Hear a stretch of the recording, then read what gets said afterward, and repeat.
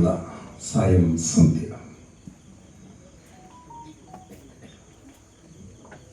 ഭഗവാന്റെ തിരുനടയിൽ ഈ സന്നിധിയിൽ 12ാമത് കന്നഡ ഹിന്ദുമത സമ്മേളനത്തിൻ്റെ അതിൻ്റെ അവസാന പാദത്തിൽ എത്തിച്ചേരാൻ സാധിച്ച ആ സുഹൃത്തത്തിന് മുന്നിൽ എനിക്ക് കിട്ടിയ മഹാഭാഗ്യത്തിന് മുന്നിൽ മഹാദേവന്റെ പാദങ്ങളിൽ നമിച്ചുകൊണ്ട് ഇന്ന് വേദി അലങ്കരിക്കുന്ന ആദരണീയ അധ്യക്ഷൻജി, കന്നഡ ഹിന്ദുമത കൺവെൻഷൻ്റെ പ്രവർത്തകര്, ഈ നാടിൻ്റെ സുഹൃതികളായ അനുഗ്രഹീതരായ സർവോപരി ആത്മബന്ധുക്കളായ നിങ്ങൾക്കെല്ലാവർക്കും എൻ്റെ കോടി കോടി കോടി കോടി പ്രണാമം. നമ്മൾ കുട്ടിക്കാലത്ത് പല കഥകളും നമ്മൾ കേൾക്കാറുണ്ട്. ആ കഥകളൊക്കെ നമ്മൾ കുട്ടികളുടെ കഥകളായിട്ട് അങ്ങനെ കേട്ടു പോവുകയും ചെയ്യും. ഒരു കൊച്ചു കഥ നമ്മളൊക്കെ കേട്ട കഥ, പണ്ട് കാട്ടിലെ സിംഹം വാഴുന്ന ഒരു കാലം. ആ സിംഹം എല്ലാവർക്കും ഒരു ഭീഷണിയായി തീരുമോ എന്ന് ഭയന്ന് ആ സിംഹത്തെ ഒരു മുയൽ പേടിപ്പിക്കുകയാണ്. താനെന്ത് രാജാവ്, തനിക്കെന്ത് കഴിവ്, തന്നെക്കാളും വലിയൊരു രാജാവ് ഇവിടെ വന്ന് ഭീഷണിപ്പെടുത്തുകയാണ്, അവനാണത്രേ രാജാവ്. അപ്പോൾ ഈ കാട്ടിലെ രാജാവ് മുയലിനെ തൻ്റെ ഇരയാക്കാൻ തീരുമാനിച്ചതായിരുന്നു.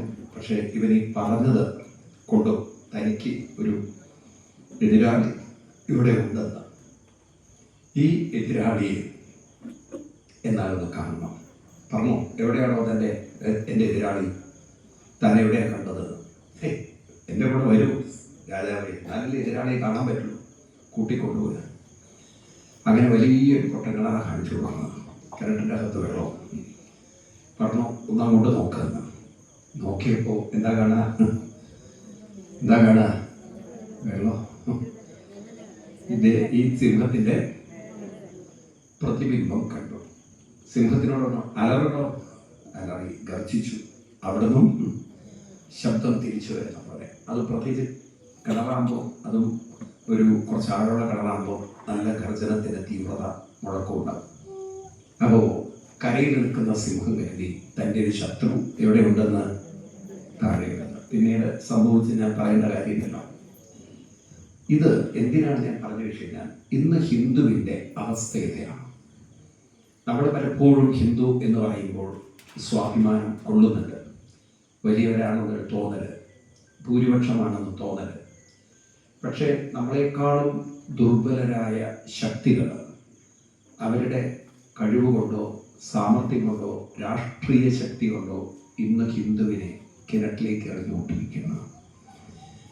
വലിയ ശക്തിയുള്ള, വിവേകാനന്ദ സ്വാമികളുടെ ഭാഷയിൽ പറഞ്ഞാൽ ഉറങ്ങുന്ന സിംഹമാണ് ഹിന്ദു എന്ന് പറഞ്ഞത്. ഇപ്പൊ കിണറ്റിലുള്ള സിംഹമാണെന്നൊരു തോന്നൽ. കാരണം എന്താണെന്ന് വെച്ച് കഴിഞ്ഞാൽ, നമ്മൾ നമ്മുടെ ചുറ്റുപാടിലേക്ക് ഒന്ന് നോക്കിക്കഴിഞ്ഞാൽ ഹിന്ദുവിൻ്റെ യാഥാർത്ഥ്യം നമുക്ക് മനസ്സിലാവും. ഇവിടുത്തെ കഴിവുകൾ കെട്ട ഭരണകൂടങ്ങൾ പലപ്പോഴും അവരുടെ കഴിവുകേട് കൊണ്ട് മര്യാദയ്ക്കൊരു രാജ്യം ഭരിക്കാതെ അതിനെക്കൊണ്ട് നശിപ്പിച്ച് അതിൻ്റെ ഇരകളായി തീരുന്ന നമ്മൾ ഹിന്ദുക്കളാണ്. കാരണം ഇന്ന് നമ്മുടെ വീടുകളിൽ നോക്കിക്കഴിഞ്ഞാൽ കല്യാണം നടക്കാത്ത ചെറുപ്പക്കാർ, പഠിച്ചിട്ടും ജോലി കിട്ടാത്ത ചെറുപ്പക്കാർ, ജോലിക്ക് വേണ്ടി ഏത് വീട്ടിൽ പോയി ചോദിച്ചു നോക്കുക നിങ്ങൾ, എല്ലാവരും പറയാം ബാംഗ്ലൂരിലോ ഹൈദരാബാദിലോ അല്ലെങ്കിൽ പൂനെയിലോ, എല്ലാം കേരളത്തിന് പുറത്താണ്. ഇപ്പം ജനിച്ച നാട്ടിൽ ജോലി കിട്ടാൻ കഴിയാത്ത ഒരു വിഭാഗം. ഞാൻ പലപ്പോഴും ആലോചിക്കാറുണ്ട്, വെറുതെ ഇരുന്ന് ആലോചിക്കാറുണ്ട്, ഗൾഫിലുള്ള ദുബായിലുള്ള ഭരണാധികാരിയൊന്ന് കേരളം ഏൽപ്പിച്ചിരുന്നെങ്കിൽ കേരളം എന്തായിരിക്കുന്നു? കാരണം ഒരു മരുഭൂമിയെ സമ്പദ് ഭൂമിയാക്കി ഇന്ന് ജനങ്ങളൊക്കെ ജോലിക്ക് അന്വേഷിച്ചു പോകുന്നത് മരുഭൂമിയിലാണ്. ആ മരുഭൂമിയിൽ നിന്ന് അദ്ദേഹം കേരളത്തിൽ വരികയാണെങ്കിൽ അദ്ദേഹം നെഞ്ചത്ത് കൈവയ്ക്ക് ഇത്രയൊക്കെ സൗകര്യങ്ങളോടുണ്ടായിരുന്നെങ്കിൽ ഇതെന്താക്കാമായിരുന്നു. ആ നാട്ടിൽ വെള്ളമില്ല, കൃഷി ചെയ്യാനുള്ള ഒരു മണ്ണില്ല, മണ്ണ് പോലും അവർക്ക് പുറത്തുനിന്ന് കൊണ്ടുവരണം. ആണോ അല്ലയോ?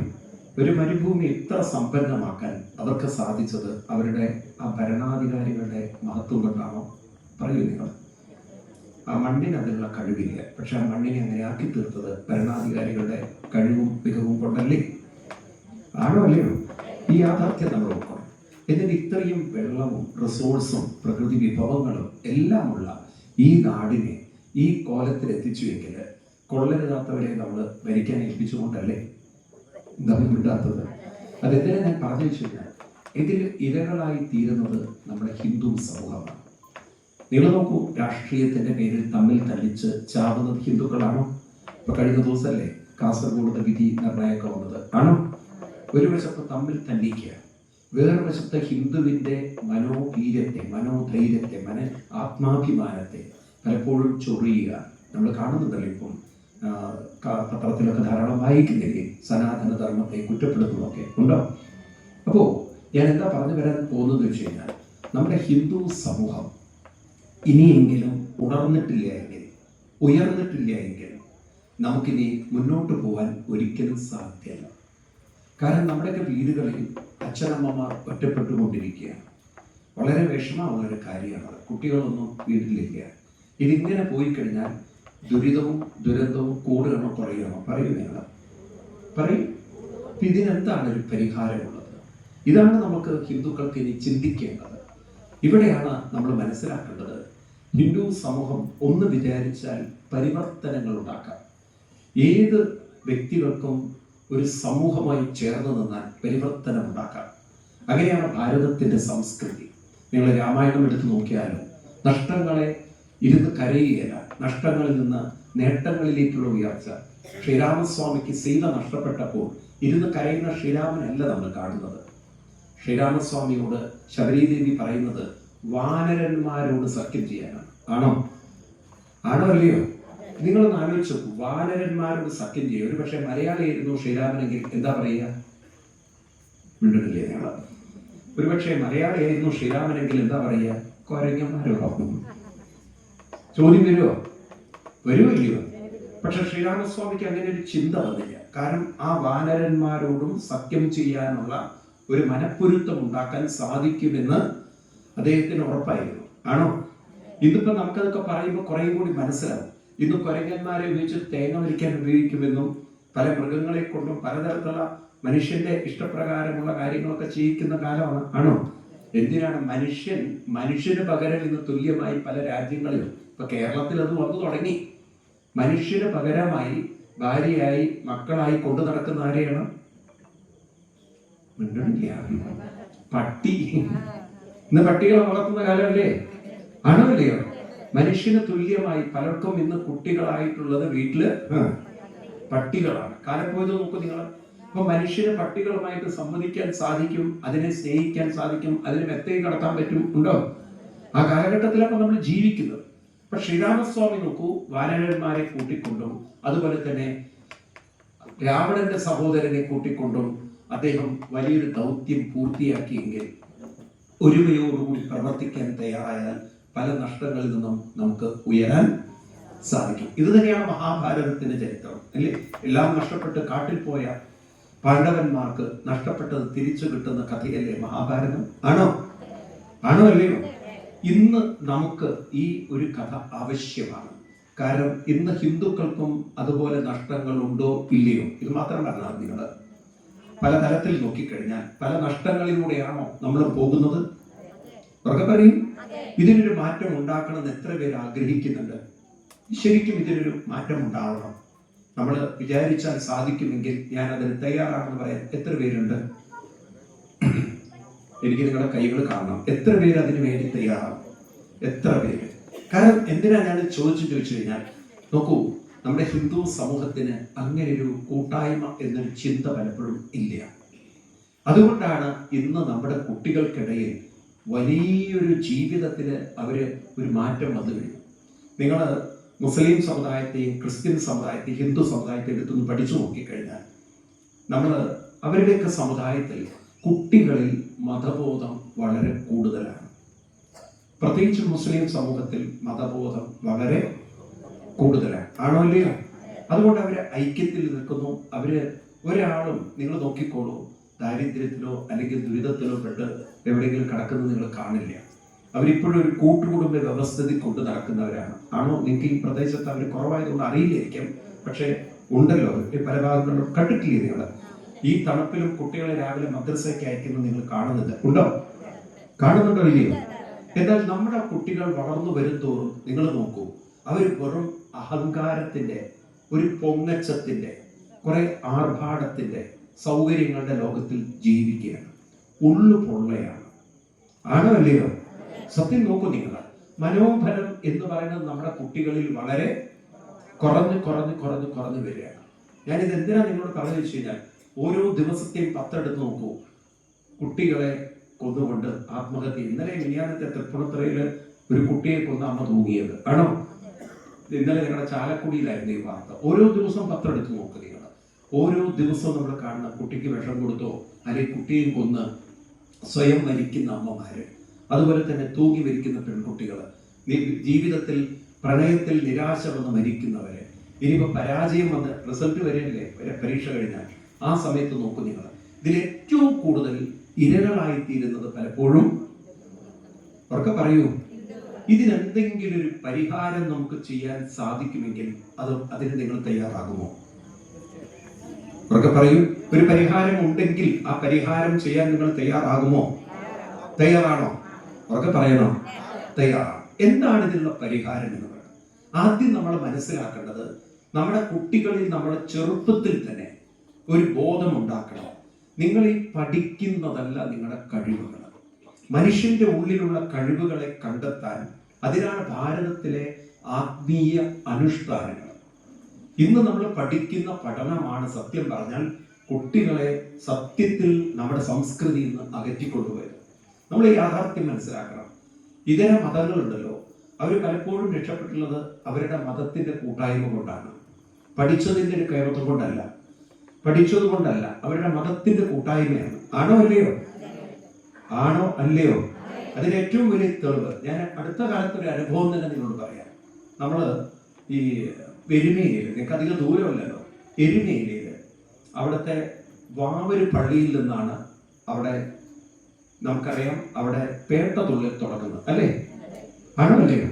ഈ കഥയുടെ പിന്നിലുള്ള യാഥാർത്ഥ്യം മനസ്സിലാക്കാൻ നമ്മുടെ പഴയ film director Viji Thampi sir ഒരിക്കൽ എന്നെ വിളിക്കുന്നുണ്ടായി. സ്വാമിജി ഒന്ന് വരണമാണോ, നമുക്ക് ഇതിനെ കുറിച്ച് ഗൗരവമായിട്ട് ചിന്തിക്കണം. ഞാൻ അവിടെ ചെന്ന് അദ്ദേഹത്തിന്റെ അടുത്ത്, അപ്പൊ അന്ന് ചെന്നപ്പോൾ അദ്ദേഹം എനിക്ക് ശ്രീഭൂതനാഥോ ഭാഗ്യം എന്നൊരു പുസ്തകം, ഏതാണ്, അതായത് ശബരിമലയ്ക്ക് പോകുന്ന അനുഷ്ഠാനങ്ങൾ. അപ്പൊ പള്ളി കെട്ട് നിറച്ച് ഇരുമുടിക്കെട്ടിൽ എന്തൊക്കെ വെക്കണം, മുൻകെട്ടിൽ എന്ത് വെക്കണം, പിൻകെട്ടിൽ എന്ത് വെക്കണം എന്നൊക്കെയുള്ള കാര്യങ്ങളുണ്ടല്ലോ. ഗുരുസ്വാമിമാരെ അനുഷ്ഠിക്കുന്നില്ലേ? മാലയിടണം, എത്ര ദിവസം വ്രതം വേണം, എങ്ങനെ വ്രതം നോക്കുമ്പോൾ എന്തൊക്കെയാണ് ശ്രദ്ധിക്കുന്നത് എന്നൊക്കെ കാര്യങ്ങള്. ഈ കാര്യങ്ങളൊക്കെ ആധികാരികമായി എഴുതി വെച്ച പുസ്തകം ഏതാണ്? ശ്രീഭൂതനാഥോപാഖ്യാനം. ആരെങ്കിലും കണ്ടിട്ടുണ്ടോ ഈ പുസ്തകം? ആരെങ്കിലും കണ്ടിട്ടുണ്ടോ? ഇല്ല. അതാണ് നമ്മുടെ ഹിന്ദു എന്ന് പറയുന്ന ജന്തുവിന്റെ പ്രത്യേകത. നമ്മൾ പലതുകൊണ്ടല്ലോ അവിടെ ആചരിക്കുകയാണ്. ആണോ അല്ലയോ? ഒരു ആധികാരികത പലപ്പോഴും നമ്മൾ ആരും കാണാനോ മനസ്സിലാക്കാനോ ശ്രമിക്കുക. ഞാനൊരു ജന്തു തന്നെയായിരുന്നു. ഇദ്ദേഹം പറയുന്നത് വരെ എന്റെ കണ്ണു തുറന്നില്ല. കാരണം എല്ലാവരും പള്ളി കെട്ടി ശബരിമലയ്ക്ക് പേട്ടത്തുള്ള സ്വാമി തിന്തകതോ അയ്യപ്പ തിന്തകതോ എന്ന് പറഞ്ഞ് പോകുന്നു. എല്ലാവരും ഒഴുക്കിലെല്ലാം പോവാണ്. ആണോ? എന്താ ഏതാണെന്ന് നമുക്ക് അറിയില്ല. അതാണ് ശരീരം പോലും അറിയില്ല. അങ്ങനെയാണ് എല്ലാവരും ഇപ്പൊ വിളിച്ചു പറയുന്നത്. നിങ്ങൾ കേട്ടില്ലേ, നെയ്യഭിഷേകം സ്വാമിക്ക്, പാലഭിഷേകം സ്വാമിക്ക്, അതിന്റെ ഇടയ്ക്ക് കല്ലും മുള്ളും അതും സ്വാമിക്ക് എന്നാണ്. എന്താ പറയുന്നതെന്ന് പോലുള്ള ബോധം നമുക്ക് ഇല്ലാതെ പറയുന്നവർ. ആണോ അല്ലയോ?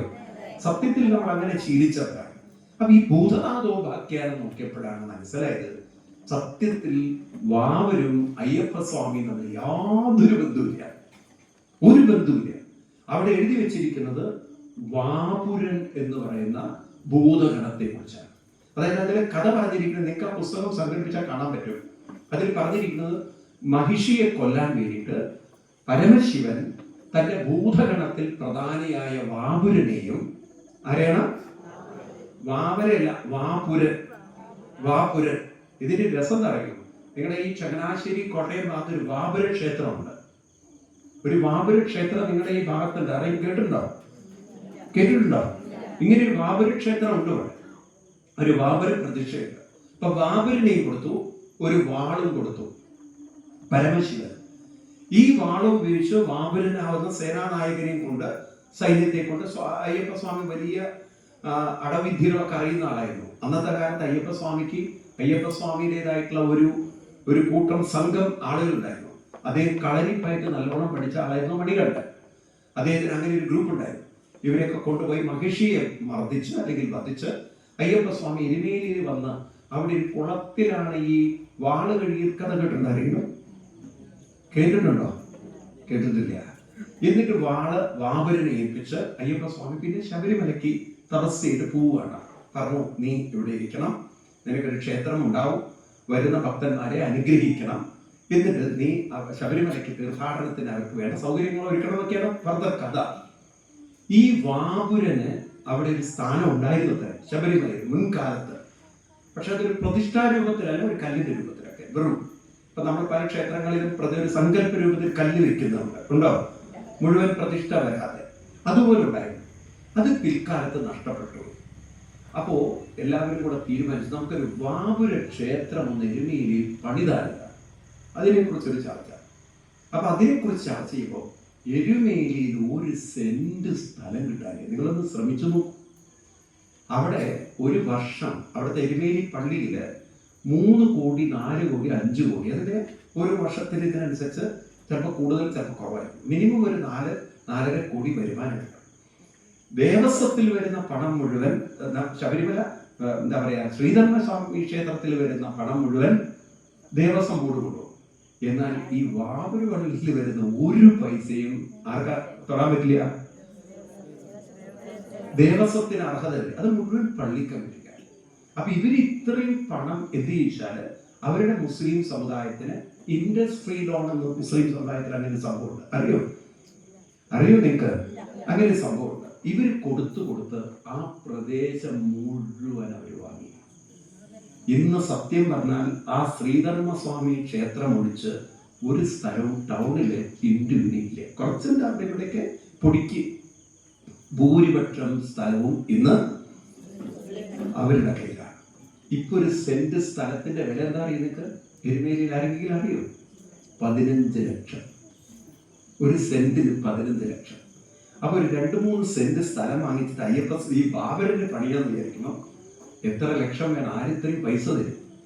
ഇതൊക്കെ ഇങ്ങനെ നടക്കുമ്പോഴാണ് എരുമേലിയിലെ ഒരു സ്വാമിജി, എന്റെ ചെയ്തോപരിഷത്തുമായിട്ട് ബന്ധപ്പെട്ടുള്ള സ്വാമിജി, പലർക്കും പരിചയം ഉണ്ടാവും. സ്വാമിജി ഇക്കാര്യത്തില് ഗൗരവമായിട്ട് ചിന്തിക്കാൻ തുടങ്ങിയപ്പോഴാണ് ഒരു ദിവസം ബാങ്കിൽ നിന്നൊരു കോള് വരുന്നത്. അപ്പൊ ഈ അയ്യപ്പസ്വാമി വാള് കഴുകി എന്ന് പറയുന്ന സ്ഥലത്ത് അവിടെ ഒരു സ്ഥലമുള്ള ഒരു വീട്, അവിടെയാണ് ഇപ്പോഴും വാളിരിക്കുന്നത്. ആ വീട്ടില് അവരൊരു പോർഷൻ ഒരു മുസ്ലിമിന് വിട്ടിരുന്നു. ആ മുസ്ലിം എന്ന് വെച്ചാൽ അതിലുള്ള കാവും മറ്റുമൊക്കെ JCB കൊണ്ട് തോണ്ടി, അപ്പൊ തോണ്ടുന്നതിന് മുമ്പ് ഇയാൾ വലിയൊരു കോംപ്ലക്സ് അവിടെ പണിയാനാണ് തീരുമാനിച്ചത്. അതിന് വേണ്ടി ഒരു 3 കോടി ബാങ്കിൽ നിന്ന് ലോണും കിട്ടി. അപ്പൊ ബാങ്ക് ലോൺ കൊടുക്കുന്ന സ്ഥലത്തിന്റെ വില ഒരു സെന്റിന് 15 ലക്ഷം. അപ്പൊ ബാങ്ക് ലോൺ കൊടുക്കാൻ തയ്യാറാണ്. കാരണം ബാങ്കിനറിയാം അത് തിരിച്ചു വരുന്നത്. ഇയാൾ JCB കൊണ്ട് കാവ് തോണ്ടിയതും അത് ഇയാളുടെ ജീവിതത്തിന്റെ കുഴിമാന്തലായി പോയി. ഇപ്പൊ കുഴിമാന്തിയാണ് മൊത്തം റോട്ടിൽ മുഴുവൻ. അത് ഇയാളുടെ കുടുംബത്തിന് തോന്നി. അത് വലിയൊരു ദുരന്തമായി. ആ ബാങ്ക് ലോൺ കൊടുത്ത പൈസ കിട്ടിയില്ല. അവര് ജപ്തി ചെയ്തു സ്ഥലം. പിന്നെ ഒരു ഓപ്ഷൻ വെച്ചു. ഒരാൾക്കും ധൈര്യത്തിൽ അത് മേടിക്കാൻ പറ്റിയില്ല. ഇപ്പൊ 3-4 വർഷമായിട്ട് അത് ഓപ്ഷനിൽ കിടക്കുകയാണ്. ഈ വിവരം സ്വാമിജിയോട് പറഞ്ഞു. എന്തോ ഒരു ദൈവനിശ്ചയം പോലെ ഈ സമയത്ത് ശബരിമലയിലെ ഒരു ഭക്തൻ, അതേ ഒരു ഗോൾഡ് മർച്ചന്റാണ്, അദ്ദേഹത്തിന് ഒരു ഉൾവിളി പോലെ എന്തോ ഒരു കാര്യം ചെയ്യാനുണ്ടല്ലോ അയ്യപ്പ സ്വാമിക്ക് വേണ്ടിയിട്ട്, എന്തോ എനിക്ക് ചെയ്യാനുണ്ട്. ഈ സമയത്താണ് ഇദ്ദേഹം വിജി തമ്പി സാറിനെ അവിടെ വെച്ച് കാണുന്നതും ഈ കാര്യങ്ങൾ ഡിസ്കസ് ചെയ്യുന്നതും. അദ്ദേഹം പറഞ്ഞു, ആ സ്ഥലം ഞാൻ വാങ്ങിച്ചു തരാം. ഇന്നിപ്പോൾ 76 സെന്റ് സ്ഥലം എരുമേലി ക്ഷേത്രത്തിന്റെ മുന്നിൽ വാങ്ങിച്ചിരിക്കുകയാണ്. വാബുര ക്ഷേത്രം പണിയാനായിട്ട് നമ്മൾ വാബുര ക്ഷേത്രം വലിയൊരു ഒരു മാറ്റം നമുക്കുണ്ടാക്കണം. തെറ്റായ ചരിത്രം പറഞ്ഞും പഠിപ്പിച്ചും പരിശീലിപ്പിച്ചും നമ്മളിങ്ങനെ ചൂഷണം ചെയ്യുന്ന അതിൽ നിന്നൊന്ന് മാറണ്ടേ? വേണോ? ഇതുപോലെ നിങ്ങൾ നോക്കൂ, ശബരിമലയിലും ഇത് തന്നെയാണ് സംഭവിക്കുന്നത്. ആർക്കും വേണ്ടാത്ത അവിലും മലരും അയ്യപ്പന്, വിലയുള്ള കുരുമുളക് വാങ്ങും. ഞാൻ തമാശയല്ല പറയുന്നത്. ഈ ശബരിമല തീർത്ഥാടനം കഴിഞ്ഞ് നിങ്ങൾ പോയി നോക്കൂ, വളരെ വിഷമം തോന്നും. ഈ അവിലും മലരും സ്വാമിക്ക് എന്ന് പറഞ്ഞൊക്കെ JCBക്കാണ്. പിന്നെ വലിയ കുഴി കുത്തിയിട്ട് അവിടെ, കാരണം ഇതെല്ലാം കൂടി കൂട്ടിയിട്ട് ദുർഗന്ധവും പിന്നെ ഉപയോഗിക്കാൻ പറ്റില്ല. ഇതെല്ലാം അവിടെ കൂട്ടിയിട്ട് ദേവസ്വത്തിന് ശ്രദ്ധയുടെ കാര്യത്തിൽ കുഴി കുത്തി അവസാനം ഇതെല്ലാം പൊളിച്ചു കൊടുക്കും.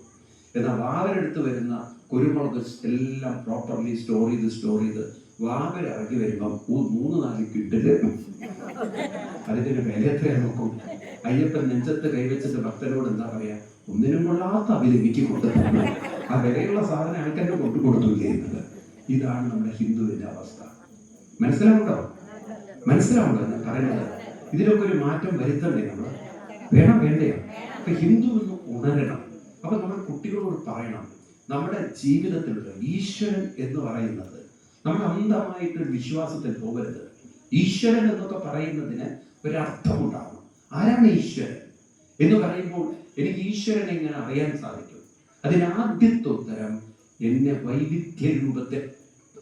വ്യത്യസ്ത രൂപത്തിൽ ആക്കിയെടുത്ത ഒരു ഇന്റലിജൻസ് ആണ്, ഒരു ഇൻഫിനിറ്റ് ഇന്റലിജൻസ് ആണ്. ഇന്ന് നമ്മൾ സയൻസിന്റെ കാലഘട്ടത്തിലാണ് ജീവിക്കുന്നത്. സയൻസ് എത്തിയിരിക്കുന്നത് ആർട്ടിഫിഷ്യൽ ഇന്റലിജൻസ് എന്ന് പറയുന്ന ഒരു പുതിയ ലോകത്തിലേക്കാണ്. ഇനിയിപ്പോൾ റോബോട്ട്സുകളുടെ കാലമാണ്. റോബോട്ടിക് സയൻസ്, ആർട്ടിഫിഷ്യൽ ഇന്റലിജൻസ് വെച്ചുകൊണ്ട് മനുഷ്യനെ ചികിത്സിക്കുന്ന യന്ത്ര മനുഷ്യന്മാര്, മനുഷ്യനെ ഓപ്പറേറ്റ് ചെയ്യുന്ന ഈ കമ്പ്യൂട്ടർ യന്ത്ര മനുഷ്യന്മാര്, ഇതൊന്നും വിദൂരത്തിലല്ല. ഇതിലേക്ക് മനുഷ്യൻ എത്തിക്കഴിയും. നമ്മളിത് കുട്ടികളെ വളരെയധികം നല്ലവണ്ണം സ്പിരിച്വലി വളർത്തിയിട്ടുണ്ടല്ലോ. ആത്മഹത്യകളുടെ എണ്ണം കൂടും. ഇപ്പൊ തന്നെ ഒരു പഠനം പറയുന്നത് 2030 ആകുമ്പോഴേക്കും ആത്മഹത്യകളുടെ എണ്ണം കൂടുന്ന. കാരണം എന്താണെന്ന് വെച്ചാൽ ജോലി സാധ്യതകൾ ഈ റോബോട്ട്സുകളൊക്കെ വരുമ്പോൾ വളരെ കുറയും. ഞാൻ കഴിഞ്ഞ 2 മാസം മുമ്പ് ജപ്പാനിൽ പോയിരുന്നു. അവിടെ ഒരു എയർപോർട്ടില് മുഴുവൻ സ്റ്റാഫുകൾക്കും പകരം ഈ യന്ത്ര മനുഷ്യന്മാരാണ്. എല്ലാം ആ ടെക്നോളജിയിലേക്ക് അവർ എത്തിക്കഴിഞ്ഞു. ആലോചിക്കുക, 10-50 ജോലി ചെയ്യുന്നിടത്ത് ഒരു സ്റ്റാഫിനെയാണ് വെച്ചിരിക്കുന്നത്. ബാക്കിയൊക്കെ ഈ മെഷീനാണ് ചെയ്യുന്നത്. നിങ്ങൾ സ്കാൻ ചെയ്യൂ, അത് ചെയ്യൂ, ഇത് ചെയ്യൊക്കെ മെഷീൻ പറയും, നമ്മളതിനനുസരിച്ച് പ്രവർത്തിച്ചാൽ മതി. മനസ്സിലായില്ലേ? ലോകം ഇന്ന് അത്തരം ടെക്നോളജികളിലേക്ക് ഉയരുകയാണ്. ഇപ്പൊ തന്നെ മിലിറ്ററിയിലാണ് ഏറ്റവും കൂടുതൽ ആളുകൾ എടുക്കുന്നത്. അതിനിപ്പോ ഡ്രോണുകളൊക്കെ ഉപയോഗിച്ചുള്ള യുദ്ധങ്ങൾ കേൾക്കുന്നുണ്ടല്ലോ. നിങ്ങൾ ഉണ്ടോ? പറയുമോ? നിങ്ങൾ ഒക്കെ മനസ്സിലാക്കുന്നുണ്ടോ? അതായത് ഇനി മനുഷ്യനെ വെച്ചിട്ടുള്ള ഒരു മിലിറ്ററി ഓപ്പറേഷന്റെ ആവശ്യം ഉണ്ടാവില്ല. ഇതൊക്കെ ഡ്രോണുകൾ വെച്ചിട്ടുള്ള മിസൈലുകളും മറ്റും പരിപാടികളാണ് ഇനി നടക്കാൻ പോകുന്നത്. അപ്പൊ യന്ത്രങ്ങളുടെ ലോകത്തിലേക്കാണ് മനുഷ്യൻ കൂടുതൽ പോകുന്നത്. അപ്പൊ ഇവിടെ എന്ത് പറ്റും? മനുഷ്യൻ പൊതുവെ ഒരു കഴിവില്ല എന്നുള്ളൊരു തോന്നൽ വരുമ്പോൾ, ജീവിക്കാൻ സാമ്പത്തിക ചെലവുകൾ കൂടുമ്പോൾ പിന്നെന്താ അടുത്ത വഴി? അവർക്ക് പറയൂ, ആത്മഹത്യകളാണ്. ആണോ അല്ലയോ? ഇവിടെ എന്താണ് നമുക്ക് ചെയ്യാനുള്ളത്? നമ്മൾ ഓരോ കുട്ടികളെയും പഠിപ്പിക്കണം. ഈ വെക്കേഷൻ നമ്മൾ നഷ്ടപ്പെടുത്തരുത്. എനിക്ക് നിങ്ങളോട്, അമ്മമാരോടും മുതിർന്നവരോട് പറയാനുള്ളത്, നമുക്ക് ആത്മാർത്ഥതയുണ്ടെങ്കിൽ ഈ വെക്കേഷനിൽ നമ്മൾ കുട്ടികളെ ഒന്ന് മനസ്സിലാക്കി കൊടുക്കണം. ഞാൻ പറയാം എന്താ പറയേണ്ടതെന്നുള്ളത്.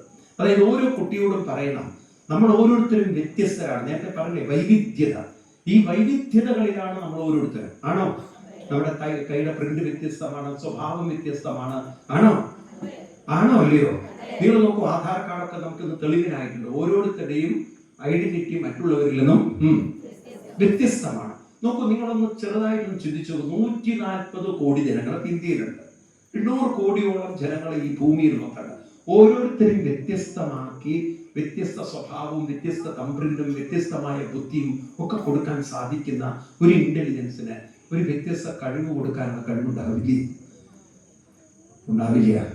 ബാക്കിയൊക്കെ വ്യത്യസ്തമാക്കാൻ, സ്വഭാവം വ്യത്യസ്തമാണ്, ശബ്ദം വ്യത്യസ്തമാണ്, എല്ലാം വ്യത്യസ്തമാക്കാൻ സാധിക്കുന്ന ഒരു ശക്തിക്ക് ഒരു വ്യത്യസ്തമായ കഴിവ് തരാൻ സാധിക്കില്ലേ? ഉറക്കെ പറയൂലേ? സാധിക്കും. അപ്പൊ ഓരോരുത്തരും വ്യത്യസ്തമായൊരു കഴിവുണ്ട്. ഇത് കുട്ടികൾക്ക് പറഞ്ഞ് ബോധ്യപ്പെടുത്തണം. ഓരോരുത്തരും കഴിവുണ്ട്. എങ്ങനെയുള്ള കഴിവ്? വ്യത്യസ്തമായ കഴിവ്. ഇനി മനസ്സിലാക്കുന്നില്ല, നമ്മൾ ഈ കഴിവെന്നൊക്കെ പറയുന്നത് തെറ്റായി മനസ്സിലാക്കിപ്പോയി.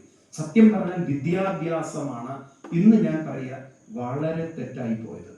നമ്മളെ കുട്ടികളെ ശരിക്കും ഇനി പഠിപ്പിക്കേണ്ടത് നമ്മൾ വേറെ രീതിയിലാണ്. എന്താണ് ഞാൻ പറയാം, ആ വിഷയത്തിലേക്ക് കിടക്കാം. പക്ഷെ നമ്മുടെ സ്കൂളുകളിൽ ഇന്ന് കുട്ടികൾക്ക് സത്യം പറഞ്ഞാൽ അവരവരുടെ കഴിവുകൾ കണ്ടെത്തുന്ന വിദ്യാഭ്യാസമാണോ കൊടുക്കുന്നത്? ആണോ? അതുകൊണ്ട് ആ വിദ്യാഭ്യാസം പോരാ നമുക്ക്. അത് കുറെ ഇൻഫർമേഷൻ കിട്ടുന്നു എന്നല്ലാതെ കുട്ടികളിലെ കഴിവ് കണ്ടെത്താൻ എന്താ വഴി? അതിനാണ് നമ്മുടെ ഋഷിവര്യന്മാര് പറഞ്ഞിരിക്കുന്ന ചില അനുഷ്ഠാനങ്ങൾ. നമുക്ക് ക്ഷേത്രങ്ങൾ തന്നിരിക്കുന്നത് കേവലം വെറുതെ തൊഴുതു പോവാനല്ല. കഷ്ടം എന്ന് പറയട്ടെ, ഹിന്ദുവിന് ക്ഷേത്രം എന്ന വാക്കിന്റെ അർത്ഥം പോലും അറിയില്ല എന്നതാണ് സങ്കടകരമായ കാര്യം. വളരെ വിഷമമുള്ള ഒരു കാര്യമാണ്. കുട്ടി ചോദിക്കുകയാണ് എന്താണ് ക്ഷേത്രം എന്ന് ചോദിച്ചാൽ അതിന് ഉത്തരം പറയാൻ കഴിയുന്നവർ എത്ര പേരുണ്ട്? എന്താ നിങ്ങൾ സൈലന്റ് മോഡിലേക്ക് ആയത്? ക്ഷേത്രം എന്ന് പറഞ്ഞാൽ എന്താണ് എന്ന് ചോദിച്ചാൽ എന്താ ഉത്തരം? വളരെ സിമ്പിൾ ആയിട്ടൊരു ചോദ്യം ചോദിക്കുന്നത്, ക്ഷേത്രം എന്താണ്?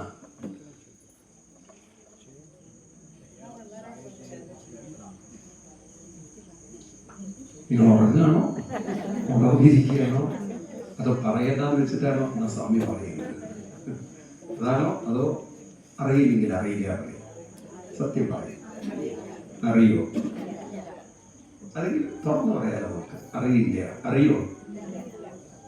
രണ്ടും പറയരുത്, കുറച്ചറിയാം മുഴുവൻ അങ്ങനെ കണ്ടില്ല ഉണ്ടാവില്ലല്ലോ. അറിയോ? അറിയില്ല, നമ്മൾ പഠിച്ചിട്ടില്ല. സത്യത്തിൽ നമുക്ക് ഇതൊക്കെ ഒന്ന് പഠിക്കേണ്ടതില്ലേ? വേണ്ടേ? ക്ഷേത്രം, നമുക്ക് ക്ഷേത്രത്തെ കുറിച്ച് അറിയാത്തതുകൊണ്ടാണ് ഈ ദേവസ്വം ബോർഡുകളൊക്കെ ഇത് വേണ്ടാത്ത രീതി മാത്രം വെറും ഉത്സവത്തിനും കൊടിയേറ്റത്തിനും മാത്രം ഉപയോഗിച്ച് അവരങ്ങനെ പോകുന്നത്. ക്ഷേത്രം എന്ന വാക്കിന്റെ അർത്ഥം ഗീത കേട്ടിട്ടുണ്ടോ നിങ്ങൾ? 13-ാം അധ്യായത്തിൽ കൃഷ്ണൻ പറയും ഇതം ശരീരം ക്ഷേത്രം എന്നാണ്. എന്താണ് 13-ാം അധ്യായം? ഗീത വായിച്ചിട്ടുണ്ടോ ആരെങ്കിലും? വായിച്ചിട്ടുണ്ടോ? അവിടെ 13-ാം അധ്യായത്തിൽ കൃഷ്ണൻ പറയുന്നത് ഇതം ശരീരം കൗന്ദേയ ക്ഷേത്രമിത്യവിധീയതേ ഏതദ്യോ വ്യക്തിതം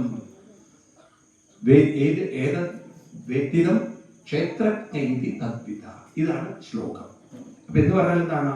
ക്ഷേത്രം എന്നതിന് കൃഷ്ണൻ അർത്ഥമാക്കിയിരിക്കുന്നത് ശരീരമാണ്. എന്താണ്? ശരീരം. ക്ഷേത്രം എന്ന ശബ്ദത്തിന്റെ അർത്ഥം ക്ഷതനാൽ ത്രായതേ ഇതി ക്ഷേത്രം. എന്ന് പറയൂ. ക്ഷതത്തിൽ നിന്നും ത്രാണനം ചെയ്യാൻ സഹായിക്കുന്നത് എന്തോ അത് ക്ഷേത്രം. ക്ഷതത്തിൽ നിന്നും ത്രാണനം, ക്ഷേത്രം, ക്ഷതത്തിൽ നിന്നും ത്രാണനം. മനസ്സിലായി നിങ്ങൾക്ക്? ഇപ്പൊ ക്ഷതത്തിൽ നിന്നും ത്രാണനം. ക്ഷതം എന്ന് പറഞ്ഞാൽ പൊതുവെ എന്താ അർത്ഥം? ക്ഷതം എന്ന് പറഞ്ഞാൽ പൊതുവെ നമ്മുടെ വീണിട്ട് വല്ല ചതമൊക്കെ വരുമ്പോഴാണ് നമ്മൾ പറയാ ക്ഷതം വരും. പക്ഷെ ഇവിടെ ക്ഷതം എന്ന് പറഞ്ഞാൽ അതല്ല അർത്ഥം. അതായത് മനുഷ്യന് ശാരീരികമായ ക്ഷതം എന്ന് പറഞ്ഞാൽ പ്രതിരോധ ശക്തി കുറയുന്നതിൽ നിന്നും, അതായത് ആരോഗ്യ പ്രശ്നങ്ങൾ ഉണ്ടാകുന്നതാണ് ക്ഷതം. അതിൽ നിന്നും മനുഷ്യനെ എതിലേക്ക് ഉയർത്തണം, പ്രതിരോധത്തിലേക്ക് ഉയർത്തണം. നോക്കൂ, ഈ വാക്കുകളൊക്കെ നമ്മൾ ഇത്തിരി അർത്ഥം പഠിക്കുന്നത്. എന്താ ആരോഗ്യം എന്നുള്ള വാക്കിന് അർത്ഥം? ആരോഗ്യം എന്ന ശബ്ദത്തിന് എന്താണ് അർത്ഥം? അതെങ്ങനെ നമുക്ക് വ്യാഖ്യാനിക്കാം?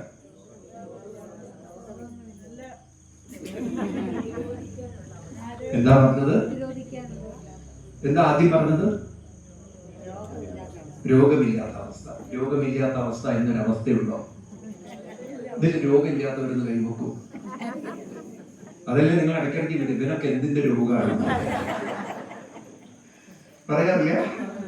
നിങ്ങൾ പറയാറില്ല മനുഷ്യൻ നിങ്ങൾക്ക് എന്തിന്റെ രോഗമാണ് ചോദിക്കാറില്ലേ?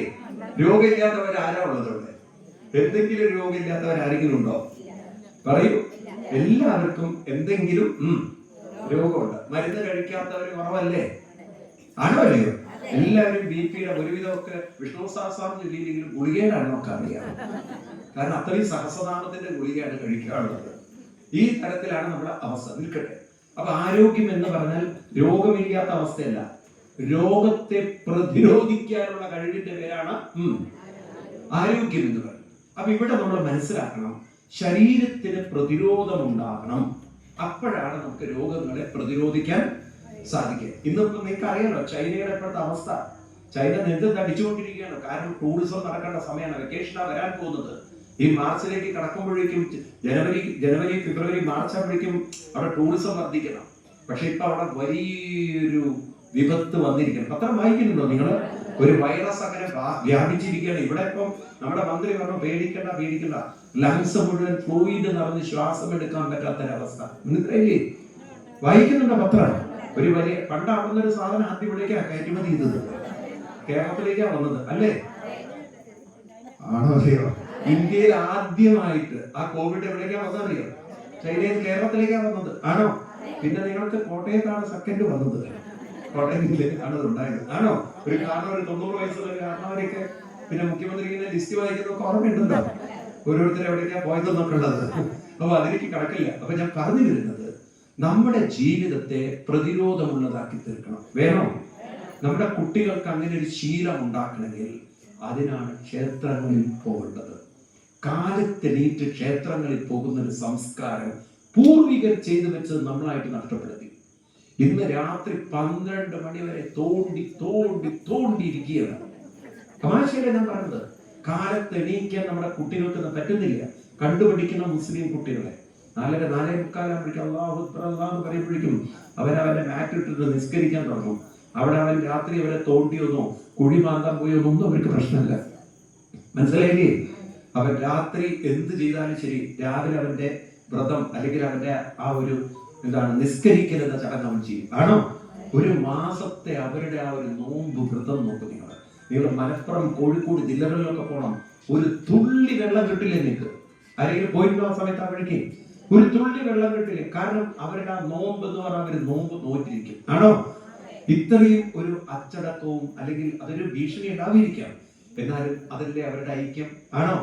അതുകൊണ്ടല്ലേ 30 കോടി ഒരു പയ്യന് കൊടുത്തിട്ട് സൗദി അറേബ്യയിലെ ജയിലില് വധശിക്ഷയ്ക്ക് വിധിച്ചവനെ അവർക്ക് കൊണ്ടുവരാൻ സാധിച്ചത്. ആണോ? എന്നാൽ 10 കോടി മാത്രമേ വേണ്ടൂ. നിമിഷ എന്ന് പറയുന്ന ഒരു കുട്ടി യമനിൽ കൊണ്ടുവരാൻ ഹിന്ദുവിന് പറ്റിയില്ല. കാരണം അത്രയുള്ളൂ നമ്മുടെ കാര്യം. അവരുടെ കാര്യത്തിൽ ഒരു ബ്ലഡ് കൊടുക്കേണ്ടി വന്നാൽ 1000 പേര് കൊടുക്കാനുണ്ടാവും. കണ്ടില്ലേ നിങ്ങള്? എന്തേ നമുക്ക്? കാരണം നമുക്ക് അങ്ങനെയുള്ളൊരു ഐക്യവും ഇല്ല. നിൽക്കട്ടെ, ആദ്യം വരട്ടെ, ആരോഗ്യമുണ്ടാവണം. വേണോ? കാലത്തെണീറ്റ് എവിടെ പോകണം?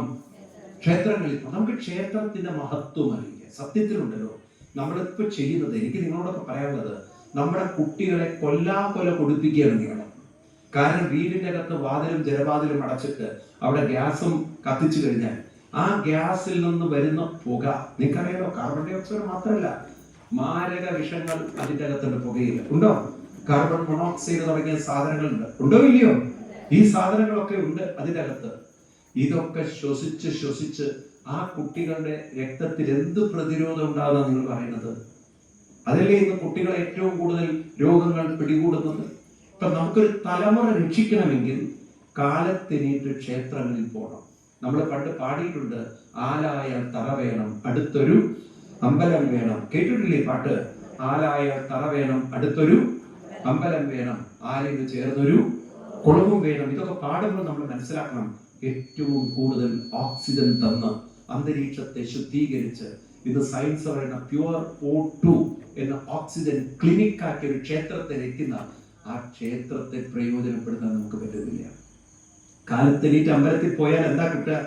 ശ്വാസകോശത്തിലേക്ക് പ്യുവർ ഓക്സിജൻ നിറയുമ്പോൾ ഈ ശരീരത്തിലുള്ള എല്ലാ സെല്ലുകളിലേക്കും ഓക്സിജന്റെ അളവ് കൂടി വരുമ്പോൾ ഈ ശരീരത്തിന് പ്രതിരോധിക്കാനുള്ള ശക്തി പറയൂ കൂടി വരും. അപ്പൊ ക്ഷേത്രത്തിൽ പോയി പ്രദക്ഷിണം വെക്കണം. കുട്ടികളെയും കൊണ്ട് കാലത്തെണീറ്റ്, കാലത്തെ സൂര്യന്റെ കിരണം കൂടി തട്ടുമ്പോൾ അതിന് എന്താ കിട്ടുന്നറിയോ? നിങ്ങൾക്ക് കിട്ടുന്നത് എന്താ അറിയോ? ഏത് വൈറ്റമിനാ കിട്ടുന്നറിയോ നിങ്ങൾക്ക്? ഡി. അത് നമുക്ക് പ്രതിരോധത്തിന് ആവശ്യമാണ്. ഈ വലിയ വൈറസുകളൊക്കെ അറ്റാക്ക് ചെയ്യാൻ അതായിരുന്നു വേണ്ടി വന്നിരുന്നത്, അല്ലെ? അവസാനം കോവിഡിന് കൊടുത്തിരിക്കുന്ന വൈറ്റമിൻ ഡി ടാബ്ലറ്റ് ഒക്കെയാണ് ആൾക്കാർ അറിയാം നിങ്ങൾക്ക്. ഇതൊക്കെ നമുക്ക് തരാനുള്ള ഒരു ഓപ്പൺ ആയിട്ടുള്ള സ്ഥലമാണ് ഏത്? ക്ഷേത്രങ്ങൾ എന്ന് പറയുന്നത്. അവിടെ പക്ഷെ അട്ടിടണോ ഊരണോ എന്നുള്ള ചർച്ച, അമ്പലത്തിൽ പോകണോ എന്നുള്ള കാര്യത്തിൽ തീരുമാനമായില്ല. മനസ്സിലായില്ലേ നിങ്ങള്? അപ്പൊ അവിടെ ആദ്യം പോകും നിങ്ങൾ അമ്പലത്തില്, എന്നിട്ട് പോയി പ്രദക്ഷിണം വെക്കൂ. അവിടെയും ഇവിടെയും പട്ടിയും കൊണ്ട് നടക്കുന്നതിന് പകരം ഞാൻ പറയാ, കാലത്തെണീറ്റ് ഒരു കുളിയും കഴിഞ്ഞ് എവിടെ പോകണം? ക്ഷേത്രത്തിൽ പോകുന്ന ഒരു സംസ്കാരം നമുക്ക് വീണ്ടെടുക്കണം. വേണ്ടയോ?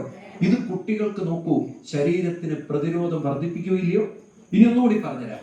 നമ്മുടെ കാലത്തുണ്ടല്ലോ വേറെ ഫുഡിൽ, അതായത് ചെരുപ്പിടാതെ നടക്കുമ്പോൾ, നിലത്ത് നടക്കുന്ന സമയത്ത് ആ കാലിൽ കിട്ടുന്ന ഒരു പ്രഷർ, അക്യുപഞ്ചർ എന്ന് പറയും. എന്താണ്? ആ പ്രഷർ കൊണ്ട് നമ്മുടെ ശരീരത്തിൽ 74,000 നാഡീ സിസ്റ്റങ്ങൾ, ഇതെല്ലാം എത്തിച്ചേരുന്നത് ഈ കാലിലേക്കും കൈകളിലേക്കും ഒക്കെയാണ്. അതുകൊണ്ടാണ് ഈ കൈയിലെ വിരലുകൾ അമർത്തണം, കാലിലെ വിരലുകളിലൊക്കെ അക്യുപ്രഷർ ട്രീറ്റ്മെന്റ് കണ്ടിട്ടുണ്ടോ നിങ്ങൾ? കൊടുക്കുന്ന ഒരു പ്രഷർ കൊടുത്തുകൊണ്ട് ഓരോ നെർവിനെയും ആക്ടിവേറ്റ് ചെയ്യുന്ന കണ്ടിട്ടുണ്ടോ?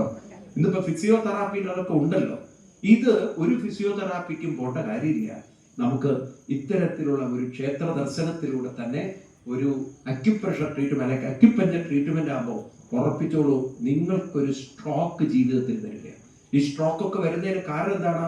നമ്മുടെ ശരീരത്തിലുള്ള ഈ നാഡീ സിസ്റ്റങ്ങളൊക്കെ ഓക്സിജൻ വേണ്ടത്ര ഇല്ല.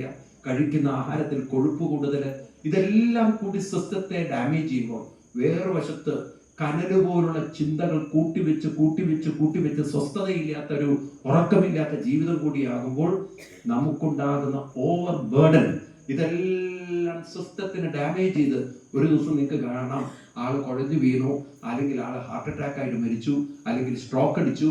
ഇതൊക്കെ നമ്മൾ ഇന്ന് കേട്ടുകൊണ്ടിരിക്കുന്നതിന് കാരണം ഇത് സിസ്റ്റത്തിന്റെ കേടുകൊണ്ടല്ല, ആ സിസ്റ്റത്തിനെ പ്രതിരോധിക്കാനുള്ള ഒരു കഴിവ് നമ്മള് അവർക്ക് പറയൂ നിങ്ങൾ ഉണ്ടാക്കി വെക്കാത്തോണ്ട് കുമിഞ്ഞു കൂടി വരികയാണ് ആശുപത്രികൾ. ആണോ അല്ലയോ? ഇന്നിപ്പോ ലൈഫ് ഇൻഷുറൻസ് ആയിരുന്നു ഒരു കാലത്ത് വലുതെങ്കിൽ ഇന്നിപ്പോ എല്ലാവരും ഹെൽത്ത് ഇൻഷുറൻസിലേക്ക് മാറിയിരിക്കുകയാണ്. എന്ത് ഇത്ര ഹെൽത്തിനോട് ഇത്ര പേടി വന്നത്? കാരണം സ്വന്തം ശരീരത്തെ പ്രതിരോധിക്കാനുള്ള ഒരു സംസ്കാരം നമുക്കില്ല. ഈ സയൻസ് പഠിപ്പിക്കണ്ടേ കുട്ടികളെ? വേണ്ടേ? ഒരു ആരോഗ്യം എങ്ങനെ നിലനിർത്തണം, അതിന് നമ്മൾ ക്ഷേത്രത്തിൽ പോവേണ്ട കാര്യങ്ങളെക്കുറിച്ചും പ്രദക്ഷിണം വെക്കേണ്ട കാര്യങ്ങളെക്കുറിച്ചും പഠിപ്പിക്കണം, വേണ്ടയോ? ഇത് നമുക്ക് വലിയ രോഗത്തിൽ നിന്നും രക്ഷ തരുമെങ്കിൽ, ഒരു ഹാർട്ട് അറ്റാക്ക് ഇല്ലാതെ, ഒരു സ്ട്രോക്ക് ഇല്ലാതെ, അതുപോലെ ഒരുവിധം പ്രതിരോധ ശക്തിയുള്ള എന്തിനേയും നമുക്ക് നേരിടാൻ സാധിക്കുന്ന ഒരു ജീവിതം തരുമെങ്കിൽ അത് പരിശീലിക്കണ്ടേ? വേണ്ടയോ? ഞാനിപ്പോ പ്രസംഗിച്ച് പോവാന്നല്ലാതെ എനിക്ക് ഒരു മാറ്റവും സംഭവിക്കാൻ പോകില്ല. നിങ്ങൾ പഴയതുപോലെ തന്നെ ജീവിക്കും. ശങ്കരൻ വീണ്ടും തെങ്ങി തന്നെ. കാരണം അത് ശീലിച്ചതേ നമ്മള് പാടുള്ളൂ. അപ്പൊ അനുഭവിച്ചു തീർക്കല്ലാതെ എന്ത് ചെയ്യാനാണ്? അനുഭവിച്ചു തീർക്കല്ലാതെ വേറെ വഴിയില്ല. നിധിയുണ്ട് കയ്യിൽ, പക്ഷെ അത് ഉപയോഗിക്കാൻ നമുക്ക് സാധിക്കുന്നില്ല. അതിനൊരു വിൽ പവർ വേണ്ടയോ? അതിനാണ് നിങ്ങൾ തയ്യാറാണ്. ഈ സമ്മേളനം കൊണ്ട് നമ്മൾ നേടേണ്ടത് ഉത്തിഷ്ഠത ജാഗ്രത എന്ന് വെറുതെ പറഞ്ഞു പഠിച്ചാൽ പോരാ. ഒരു ഉത്തിഷ്ഠത എന്ന കാലത്ത് രാവിലെ എണീറ്റ് പറയണം, ഉണരണം, എന്നിട്ട് പറയണം പോണം, നീ മുന്നോട്ട് പോകണം. അങ്ങനെ നമ്മൾ പ്രവർത്തിക്കുമ്പോൾ ആ ഊർജം നമ്മളിൽ നിന്ന് മറ്റുള്ളവരിലേക്കും ക്രമേണ വ്യാപിക്കുമ്പോൾ ഒരു നാടിന്റെ സംസ്കാരം ക്രമേണ മാറി വരും. കുറച്ച് സ്വാമിമാർ അങ്ങനെ പണ്ട് കാലത്ത് പോയതാവും, പഴയ കാലത്ത് ശബരിമല. ഇന്നിപ്പോ അതൊരു മാറ്റം ഉണ്ടാക്കിയിട്ടുണ്ടോ? പഴയ കാലത്ത് കുറച്ച് ആളുകളെ രാമായണം കർക്കിടകത്തിൽ വായിച്ചിട്ടുണ്ടാവും. ഇന്നിപ്പോ എല്ലാ വീടുകളിലും രാമായണം വായിക്കുന്ന സംസ്കാരം ഉണ്ടോ? ഇതുപോലെ നമുക്ക് നഷ്ടപ്പെട്ടു പോയ ഒരു സംസ്കാരത്തെ തിരിച്ചെടുക്കണോ വേണ്ടയോ? തയ്യാറാണോ നിങ്ങൾ? എത്ര പേര് എന്റെ ജീവിതത്തിൽ അങ്ങനെ ഒരു മാറ്റം ഞാൻ ഉണ്ടാക്കി? ഞാൻ ഉറപ്പ് തരാം, ഞാനൊരു മരുന്നും കഴിക്കാത്ത ഒരു വ്യക്തിയാണ്. ഈ ജീവിതത്തിൽ മാറ്റം ഉണ്ടാക്കിയാൽ ഒരു മരുന്നും കഴിക്കേണ്ട കാര്യമില്ല. ഒരു മരുന്നും നമ്മൾ തെളിയിക്കണം, കുട്ടികളോട് പറഞ്ഞു കൊടുക്കണം, ആവശ്യമില്ലാത്ത ഒരു മരുന്നും കഴിക്കരുത്. നോക്കൂ, ഇന്നിപ്പോ അതാണ് കിഡ്നിയൊക്കെ കേടുവന്ന് കടന്ന് എല്ലാം ഡയാലിസിസിന് അതിന് പോകുന്നു. ഒരു വലിയ ഡോക്ടറായിരുന്നു ഡോക്ടർ DM ഹെഗ്ഡെ. അദ്ദേഹം മണിപ്പാൽ യൂണിവേഴ്സിറ്റിയിൽ വൈസ് ചാൻസലർ ആയിരുന്നു. മുമ്പ് അദ്ദേഹം കാർഡിയോളജി സർജൻ ആയിരുന്നു. അത് എഴുതി വെച്ച പുസ്തകമാണ്. ഒരു വലിയ ഡോക്ടറാണ് DM ഹെഗ്ഡെ. നോക്കൂ നിങ്ങൾ യൂട്യൂബ് എടുത്തിട്ട്, അദ്ദേഹത്തിന്റെ ആദ്യത്തെ പുസ്തകമാണ് മെഡിസിൻ ഈസ് ഡിസീസ് എന്നാണ്. മരുന്നാണ് രോഗം. നിങ്ങൾ ഈ കഴിക്കുന്ന പാരസിറ്റമോളും ഒക്കെ ക്രമേണ ഉള്ളിൽ ക്യാൻസർ സെല്ലുകൾ വളർത്തിയിരിക്കാം. ഇന്ന് നോക്കൂ, പെൺകുട്ടികൾക്ക് കുഞ്ഞുങ്ങൾ ഉണ്ടാകുന്നില്ല. PCOD പ്രശ്നം കൂടി വരികയാണ്. ആണോ? ഒരെണ്ണത്തിന് കുട്ടികൾ ഉണ്ടാകുന്നില്ല. ഒരു കുഞ്ഞായി വരുമ്പോഴേക്കും അതിന്റെ യൂട്രസ് കേടുവന്നു. അപ്പോഴേക്കും അതിൽ എന്തെങ്കിലും വളർന്ന് ആ കുട്ടിയുടെ യൂട്രസ് എടുത്ത് കളയണം. വേണോ അല്ലയോ? ഇതൊക്കെ എടുത്ത് ചെറുപ്പത്തിലേക്ക് കളഞ്ഞാൽ പിന്നെയുണ്ടോ അതിന് യൂറിൻ ബ്ലാഡറിനെ കൺട്രോൾ ചെയ്യാൻ പറ്റുമോ? കുറെ കഴിഞ്ഞാൽ ഇതെല്ലാം കൊച്ചു കുട്ടികൾ അവരാണ് ഡൈപ്പർ ഇട്ട് നടക്കുക. അപ്പൊ വലിയവർ ഡൈപ്പർ ഇട്ട് നടക്കേണ്ട ഗതികേടിലായിരിക്കുകയാണ്. ഈ തരത്തിൽ ആരോഗ്യം മുഴുവൻ നശിപ്പിച്ച് നിങ്ങൾ എന്ത് സമ്മേളനം നടത്തിയിരുന്ന കാര്യം? ആദ്യം നമ്മൾ ഇരിക്കുന്ന പണ്ടുള്ളവർ പറയാറുണ്ട്, ചുമരുണ്ടെങ്കിലേ ചിത്രം വരയ്ക്കണം. ചുമരില്ലാതെ നമ്മൾ ചിത്രം വരച്ചിട്ടെന്താ കാര്യം? അതുകൊണ്ട് ജീവിതത്തിൽ മാറ്റങ്ങൾ വരുത്തണം. മാറ്റുവിൻ. വീടിന്റെ ജനവാദിന്റെ ചട്ടങ്ങളല്ല ഉദ്ദേശിച്ചത്, ജീവിതത്തിന്റെ ചട്ടങ്ങൾ മാറ്റണം. വേണ്ടയോ? നമുക്ക് ഈ 2025 മാറ്റത്തിന്റെ വർഷമാക്കണം. അവിടെ കൊണ്ട് തീർന്നില്ല. ഇതിപ്പോ ശരീരത്തിന്റെ കാര്യമാണ്. മനുഷ്യന് 2 ശരീരമാണ്, സ്ഥൂല ശരീരവും സൂക്ഷ്മ ശരീരം. മോഡേൺ സയൻസ് എന്ന് പഠിപ്പിക്കുന്നത് ഈ കാണുന്ന സാധനം കാണുമ്പോൾ ഒരു ഗ്ലാസ് ഒക്കെയാണ്. പക്ഷെ ഇത് അങ്ങോട്ട് നോക്കിക്കഴിഞ്ഞാൽ ഇതിനെ നമ്മൾ ഉടച്ചും ഉരുക്കിയും അങ്ങനെ പുറകോട്ട് പോയി കഴിഞ്ഞാൽ ഇത് ഇലക്ട്രോണും ന്യൂട്രോണും പ്രോട്ടോണും ഒരു ആറ്റഘടനയാണ്. ആ ആറ്റഘടനയിൽ ഇലക്ട്രോണുകളുടെ അതിവേഗത കൊണ്ട് പല മോളിക്യൂളുകളായി ചേർന്ന് അങ്ങനെയാണ് ഒരു ഗ്ലാസിന്റെ ഒരു ടംബ്ലർ ഉണ്ടാക്കി വെച്ചിരിക്കുന്നത്. ആണോ? ഒരു ജഗ് ഉണ്ടാക്കി വെച്ചിരിക്കുന്നത് ആണോ അല്ലയോ? ഒരു ഗ്ലാസിന്റെ ഒരു ഗ്ലാസും അതുപോലെ തന്നെ ഒരു കെറ്റിലൊക്കെ ഉണ്ടാക്കി വെച്ചിരിക്കുന്നത് ആണോ അല്ലയോ? ഒരു ജഗ് ഉണ്ടാക്കി വെച്ചിരിക്കുന്നത്. അപ്പൊ ഇതെല്ലാം അടിസ്ഥാനം എനർജിയാണ്. കണ്ണുകൊണ്ട് പോലും കാണാൻ പറ്റാത്ത എനർജി. നമ്മളിപ്പോ ഇവിടെ ലൈറ്റ് കാണുന്നുണ്ട്, കറണ്ടിനെ നമ്മൾ ആരും കാണുന്നില്ല. എന്നെ നിങ്ങൾ കാണുന്നുണ്ട്, എന്റെ ശബ്ദത്തിൽ നിങ്ങൾക്ക് കാണാൻ പറ്റില്ല. കാണാൻ പറ്റുമോ? എന്നതുപോലെ സ്ഥൂലവും സൂക്ഷ്മവും ചേർന്ന നമ്മുടെ മനസ്സിനെ ആർക്കും കാണാൻ സാധ്യത. ഈ മനസ്സിനെ നമ്മൾ തീർത്തും അവഗണിച്ചു പോയിന്ന്. കാരണം നമ്മുടെ മനസ്സിനെ നമുക്ക് ഒരിക്കലും മനസ്സിലാകുന്നില്ല. നമ്മളൊക്കെ ഇങ്ങനെ കൊച്ചുകുട്ടികൾ നടക്കുന്ന പോലെ അങ്ങനെ നടക്കുകയാണ്. എല്ലാവരും അങ്ങനെ കൊച്ചുകുട്ടികൾ നടക്കുമ്പോൾ കണ്ടിട്ടില്ലേ? അമ്മയുണ്ട് എന്നുള്ള ധൈര്യത്തിൽ കുട്ടികൾ അങ്ങോട്ട് ഒരു നടത്തം നടക്കും. പിന്നെ എവിടെയെങ്കിലും അത് വീഴുന്ന ആ ഒരു പ്രായമുള്ള കുട്ടികളെ പോലെ നമ്മളും അന്ധരായിട്ട് നടക്കുകയാണ്. ഒന്നും സംഭവിക്കില്ല. അമ്പലത്തിൽ പോയി പ്രാർത്ഥിച്ചിട്ടുണ്ട്, എല്ലാം ദേവൻ നോക്കും, ദേവി നോക്കും എന്നുള്ളത്. പക്ഷെ ഒരു യാഥാർത്ഥ്യം നിങ്ങൾ മനസ്സിലാക്കണം. എത്ര അന്ധതയിൽ നമ്മൾ ജീവിക്കുന്നു. പ്രതിസന്ധികളും പ്രയാസങ്ങളും വരുമ്പോൾ പണ്ടുള്ളവർ പറഞ്ഞൊരു വാക്കുണ്ട്, വരാനുള്ളതൊന്നും വഴി തന്നില്ല. അങ്ങനെ വരുമ്പോഴാണ് ഓരോരുത്തർക്കും മാനസികമായ അടി കിട്ടുന്നത്. കല്യാണം കഴിയുന്നു, ഭാര്യ ഒരിക്കലും വേറൊരുത്തരുടെ കൂടെ ഓടിപ്പോകുന്നു. ഇവിടെ വിചാരിച്ചില്ല, ഇവൻ വിചാരിച്ചിട്ടില്ല, അല്ലെങ്കിൽ ഭാര്യ വിചാരിച്ചില്ല, ഇവൻ വേറൊരു ബന്ധം കൊണ്ട് നടക്കുന്നു. കാരണം അങ്ങനത്തെ സീരിയലുകളാണ് കണ്ടിരിക്കുന്നത് മുഴുവൻ. എല്ലാം സംശയരോഗത്തിന്റെ സീരിയലുകളും അമ്മായിയമ്മയെ പുറത്താക്കുന്ന സീരിയലുകളും ആത്മഹത്യയുടെ ആണോ അല്ലയോ? പറയൂ നിങ്ങൾ. ഇതൊക്കെ വീടുകളിൽ സംഭവിക്കുകയാണെന്ന്. കുടുംബ ബന്ധത്തിന്റെ തീവ്രമായ ഭദ്രത ഇന്ന് പണ്ടത്തേതിനേക്കാളും അവർക്ക് പറയൂ. ഇന്ന് പെൺകുട്ടികളെ സംബന്ധിച്ച് അല്പം ഒരു സാമ്പത്തികമായി കഴിഞ്ഞാൽ ഒരാണിന്റെ കീഴിൽ നിൽക്കാൻ അവരിൽ പലരും തയ്യാറില്ല. ആണോ? സത്യം പറയുന്നത്. അവര് പറയും, എന്റെ കാര്യം നോക്കാൻ എനിക്ക് തന്റെ ഇടമുണ്ട്, എനിക്ക് കഴിവ്, നിങ്ങൾ നിങ്ങളുടെ കാര്യം നോക്കിയാൽ. പൊതുവെ സ്ത്രീകൾ, ഞാൻ നിങ്ങളാരും കുറ്റപ്പെടുത്തില്ല, പൊതുവെ സ്ത്രീകളുടെ ഒരു ധാരണ എന്താ വെച്ചാൽ പെണ്ണില്ലാതെ ആണ് ജീവിക്കില്ല എന്നുള്ളതാണ്. പെണ്ണിന്റെ ഒരു ധാരണ ആണില്ലെങ്കിലും പെണ്ണ് ജീവിക്കും എന്നൊരു ധാരണ ഉണ്ടോ ഇല്ലയോ? പൊതുവെ നിങ്ങൾ എന്നെ അണുവും ഗീത വിളിക്കരുത്, ഞാനൊരു യാഥാർത്ഥ്യം പറഞ്ഞു അല്ലേ? അങ്ങനെയല്ലേ പൊതുവെ? ഇല്ലേ? സത്യമല്ലത്. സത്യം നമ്മൾ ഉൾക്കൊള്ളണം. അത് സ്ത്രീകളിൽ വളരെ കൂടുതൽ, ഇന്ന് കുട്ടികളിൽ അത് വളരെ കൂടുതലാണ്. അതുകൊണ്ട് പലപ്പോഴും ഇരകളാവുന്നത് ആണും പെണ്ണും ഇരകളാണ്. തീർച്ചയായിട്ടും പലപ്പോഴും എത്തുന്നത് മാനസികമായ വലിയ പിരിമുറുക്കത്തിലും എന്തൊക്കെയോ സങ്കല്പിച്ച ജീവിതം പൊട്ടിഞ്ഞു പൊരിഞ്ഞ് വലിയ പൂ കത്തിക്കുന്ന പോലെയാണ്. ഡിം കഴിഞ്ഞു ലാസ്റ്റ്. പിന്നെ കാണുമ്പോൾ ഒരു സങ്കടമാണ് അതിന്, അല്ലെ? കത്തിജ്വലിച്ചത് മുഴുവൻ കെട്ടടങ്ങും. ഒരു സങ്കടമില്ലേ അതില്? ഇതുപോലെ ഒരു വല്ലാത്തൊരു ദുരിതം. ഈ ദുരിതങ്ങൾ വരുമ്പോൾ പലർക്കും അത് താങ്ങാനുള്ളൊരു കഴിവില്ല. ചില മദ്യത്തിലേക്കും മറ്റും വേണ്ടാത്ത കൂട്ടുകൾ, അല്ലെങ്കിൽ ഡിപ്രഷനായിട്ട് വീട്ടിലിരിക്കുന്ന കുട്ടികളുടെ എണ്ണം വളരെ കൂടുതൽ. ഒന്നിലും ഇരുന്ന് മൊബൈലിൽ ഇരുന്നതുകൊണ്ട് എടാ നീ എന്തെങ്കിലും ചെയ്യേ, സാരല്ലേ, ഒരു കല്യാണം പോയിന്ന് വെച്ചിട്ട് നീ ദുഃഖിക്കുന്നു, വേറെ കല്യാണം വരില്ലേ, എനിക്ക് വേണ്ട. ഈ തരത്തിൽ ഒരു നിസ്സഹായ അവസ്ഥയിൽ നിൽക്കുന്ന കുട്ടികളുടെ എണ്ണം പണ്ടത്തേതിനേക്കാളും ഞാൻ നിങ്ങളോട് വെറുതെ പറയില്ല. എത്ര കുട്ടികളെ നമ്മളിങ്ങനെ ഇന്ററാക്ട് ചെയ്യുന്നതെന്നറിയോ? എത്ര കുട്ടികൾ. ഞാൻ ഇന്നലെ ഒരു പയ്യനെ അങ്ങനെ ഇന്ററാക്ട് ചെയ്തിട്ടാണ് വരുന്നത്. എന്തെങ്കിലുമൊക്കെ ആ കുട്ടിയൊന്ന് പറഞ്ഞ് മനസ്സിലാക്കാൻ. ഓരോ ദിവസവും ഇത് ഹിന്ദുക്കളുടെ ഇടയിലാണ് കൂടുതൽ. കാരണം എന്താ വെച്ചാൽ ഹിന്ദുക്കൾക്ക് അങ്ങനെ ആരോടും ഒരു സംഘവും ബന്ധവും ഇല്ല. മുസ്ലിം സമുദായത്തിലാണെങ്കിൽ അവർക്ക് മുസ്ലിയാർമാരുണ്ട്. ക്രിസ്ത്യൻ സമുദായത്തിൽ ഒട്ടും പ്രശ്നമില്ല. കാരണം എഡ്യൂക്കേറ്റഡ് ആയിട്ടുള്ള കഴിവുള്ള പള്ളിയിൽ അച്ഛന്മാരുണ്ട്. ഉണ്ടോ? എങ്ങനെയെങ്കിലൊക്കെ പറഞ്ഞവര് ഈ കുട്ടികളെ പരസ്പരം മനസ്സിലാക്കി കൊടുക്കാൻ ശ്രമിക്കും. ഉണ്ടോ ഇല്ലയോ? പാവം തിരുവേനിമാർക്ക് വെള്ളവും പൂവും കൊടുക്കാൻ മാത്രമേ ആയിരുന്നു. പിന്നെ ആകെയുള്ള ഒരു അമ്പലത്തിൽ ഷർട്ട് ഇടണോ വേണ്ടേ എന്നുള്ളതാണ് സ്വാമിമാരുടെ പ്രശ്നം. അതിനപ്പുറത്ത് ഹിന്ദു നന്നാവണം, ഹിന്ദു യോജിക്കുന്ന ആ ചിന്തയില്ല. മാഷെ ഷർട്ട് വിടും, അതിനകത്തൊരു മനസ്സുണ്ട്. ആ മനസ്സൊന്ന് നന്നാക്കി എടുക്കാനല്ലേ ശ്രമിക്കേണ്ടത്. അതല്ലേ നാരായണ ഗുരുദേവനും പറഞ്ഞത്, മതമേതായാലും മനുഷ്യൻ നന്നാവാനല്ലേ, അല്ലെ ഷർട്ട് നന്നാവണം, ഷർട്ട് വരണമെന്ന് അദ്ദേഹം പറഞ്ഞിട്ടില്ല. ഞാൻ ആ കാര്യത്തിൽ എനിക്ക് വലിയ വിഷമം തോന്നി. ആ സ്വാമിജി അതായിരുന്നില്ല പറയേണ്ടിരുന്നത്. കാരണം മുഖ്യമന്ത്രി ഇരുത്തി പറയേണ്ട ഒരു വേദിയിൽ അദ്ദേഹം പറയേണ്ടിരുന്നത് ഈ സമുദായത്തിൽ, പ്രത്യേകിച്ച് ഈഴവ സമുദായത്തെയാണ് കൂടുതൽ മാർക്സിസ്റ്റ് പാർട്ടി അവരുടെ പ്രവർത്തനങ്ങൾക്ക് വേണ്ടി വിനിയോഗിച്ചിട്ടുണ്ട്. നിങ്ങൾ കണ്ണൂർ ആ ഭാഗങ്ങളിലേക്ക് നോക്കിയാൽ കാണാൻ പറ്റും. അവര് കൊല്ലാനും കൊല്ലിക്കാനും ഒക്കെ ഈ കമ്മ്യൂണിറ്റിയാണ് ഉപയോഗിച്ചത്. അദ്ദേഹം പറയേണ്ടിയിരുന്നു, നമ്മുടെ സമുദായത്തിലെ കുട്ടികളെ നിങ്ങൾ കൊല്ലാനും കൊല്ലിക്കാനാണ് ശ്രമിക്കുന്നെങ്കിൽ ഈ പാർട്ടിയുമായിട്ടുള്ള ബന്ധം സമുദായം ബൈ പറയേണ്ടിയിരുന്നു. അങ്ങനെ ഗട്സ് ഉള്ളൊരു തീരുമാനം എടുത്തിരുന്നെങ്കിൽ അദ്ദേഹം സമുദായത്തിന് വേണ്ടി ചെയ്യുന്ന വലിയൊരു സേവനമായിരിക്കും. ആണോ ഇല്ലയോ? പറയൂ നിങ്ങൾ. അതേപോലെ തന്നെ നിങ്ങൾ നോക്കൂ, കുറെ കാര്യങ്ങൾ സമുദായത്തിനെ ഇനി ഉയർത്തിക്കൊണ്ടുവരാൻ ഇല്ലേ? ഒരു ഷർട്ട് കൊണ്ട് തീരുമോ വിവാദം? നിങ്ങൾക്ക് തോന്നുന്നുണ്ട് ഷർട്ട് ഇട്ടത് കൊണ്ട് പ്രശ്നങ്ങളൊക്കെ തീരും മനുഷ്യന്റെ എന്നുള്ളത്? തീരുമോ മനുഷ്യന്റെ പ്രശ്നങ്ങൾ?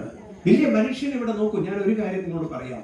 കഴിവും സമ്പത്തും ഉള്ളിടത്ത് ജാതി വ്യവസ്ഥയ്ക്ക് യാതൊരു സ്ഥാനമില്ല. കാരണം പണവും കഴിവും അറിവുമുള്ളവനെ ലോകം എന്നും ആദരിക്കും. എത്രയോ ഡോക്ടർമാര് ആരാണ് അവരുടെ ജാതി ചോദിച്ചിട്ടുള്ളത്? ആണോ അല്ലയോ? നിങ്ങൾ സ്വാമി ഉദിച്ചതിനെ ഇവിടെ കൊണ്ടുവന്നു, സ്വാമി പ്രഭാഷണം ചെയ്യുന്നുള്ളത്. ആ പ്രഭാഷണം എന്നുള്ളൊരു കഴിവുള്ളത് കൊണ്ടല്ലേ നിങ്ങൾ കൊണ്ടുവന്നത്? ആണോ? എന്റെ കഴിവിന്റെ, എന്റെ ജാതിയുടെ മഹത്വം കൊണ്ടാണ്. ആണോ അല്ലയോ? ഇതുപോലെ ഏത് വ്യക്തിക്കും കഴിവുകളുണ്ടോ, അറിവുണ്ടോ, സമ്പത്തുണ്ടോ, അവരുടെ ജാതി വ്യവസ്ഥ ആരും നോക്കാൻ, അവരെ കഴിവുള്ളവരാക്കി തീർക്കാൻ എന്താ വേണ്ടതല്ലേ നോക്കേണ്ടത്? ആണോ? ഒരു ഷർട്ട് ഇട്ടത് കൊണ്ട് മനുഷ്യന്റെ വിവാദം ഒരിക്കലും തീരുകയില്ല. അതൊക്കെ നമ്മൾ ഉയരണം. കാരണം അതിലാണ് ലോകം ഇപ്പോഴും നിൽക്കുന്നത്. നമ്മൾ ഇപ്പോഴും LKG UKG നിങ്ങൾ വളരുന്നില്ല. അതിൽ മാറ്റം ഉണ്ടാവണം. അപ്പൊ നമ്മൾ മനസ്സിലാക്കണം, കഴിവുകളുള്ള മനസ്സ് വളരണം, കരുത്തുള്ള മനസ്സ് വരണം. വേണ്ടേ? കഴിവുകളും കരുത്തും ഇരിക്കുന്നത് മനുഷ്യന്റെ എവിടെയാണ്? മനസ്സിലാണ്. ഈ ബോധം നമുക്ക് ഉണ്ടാവണം.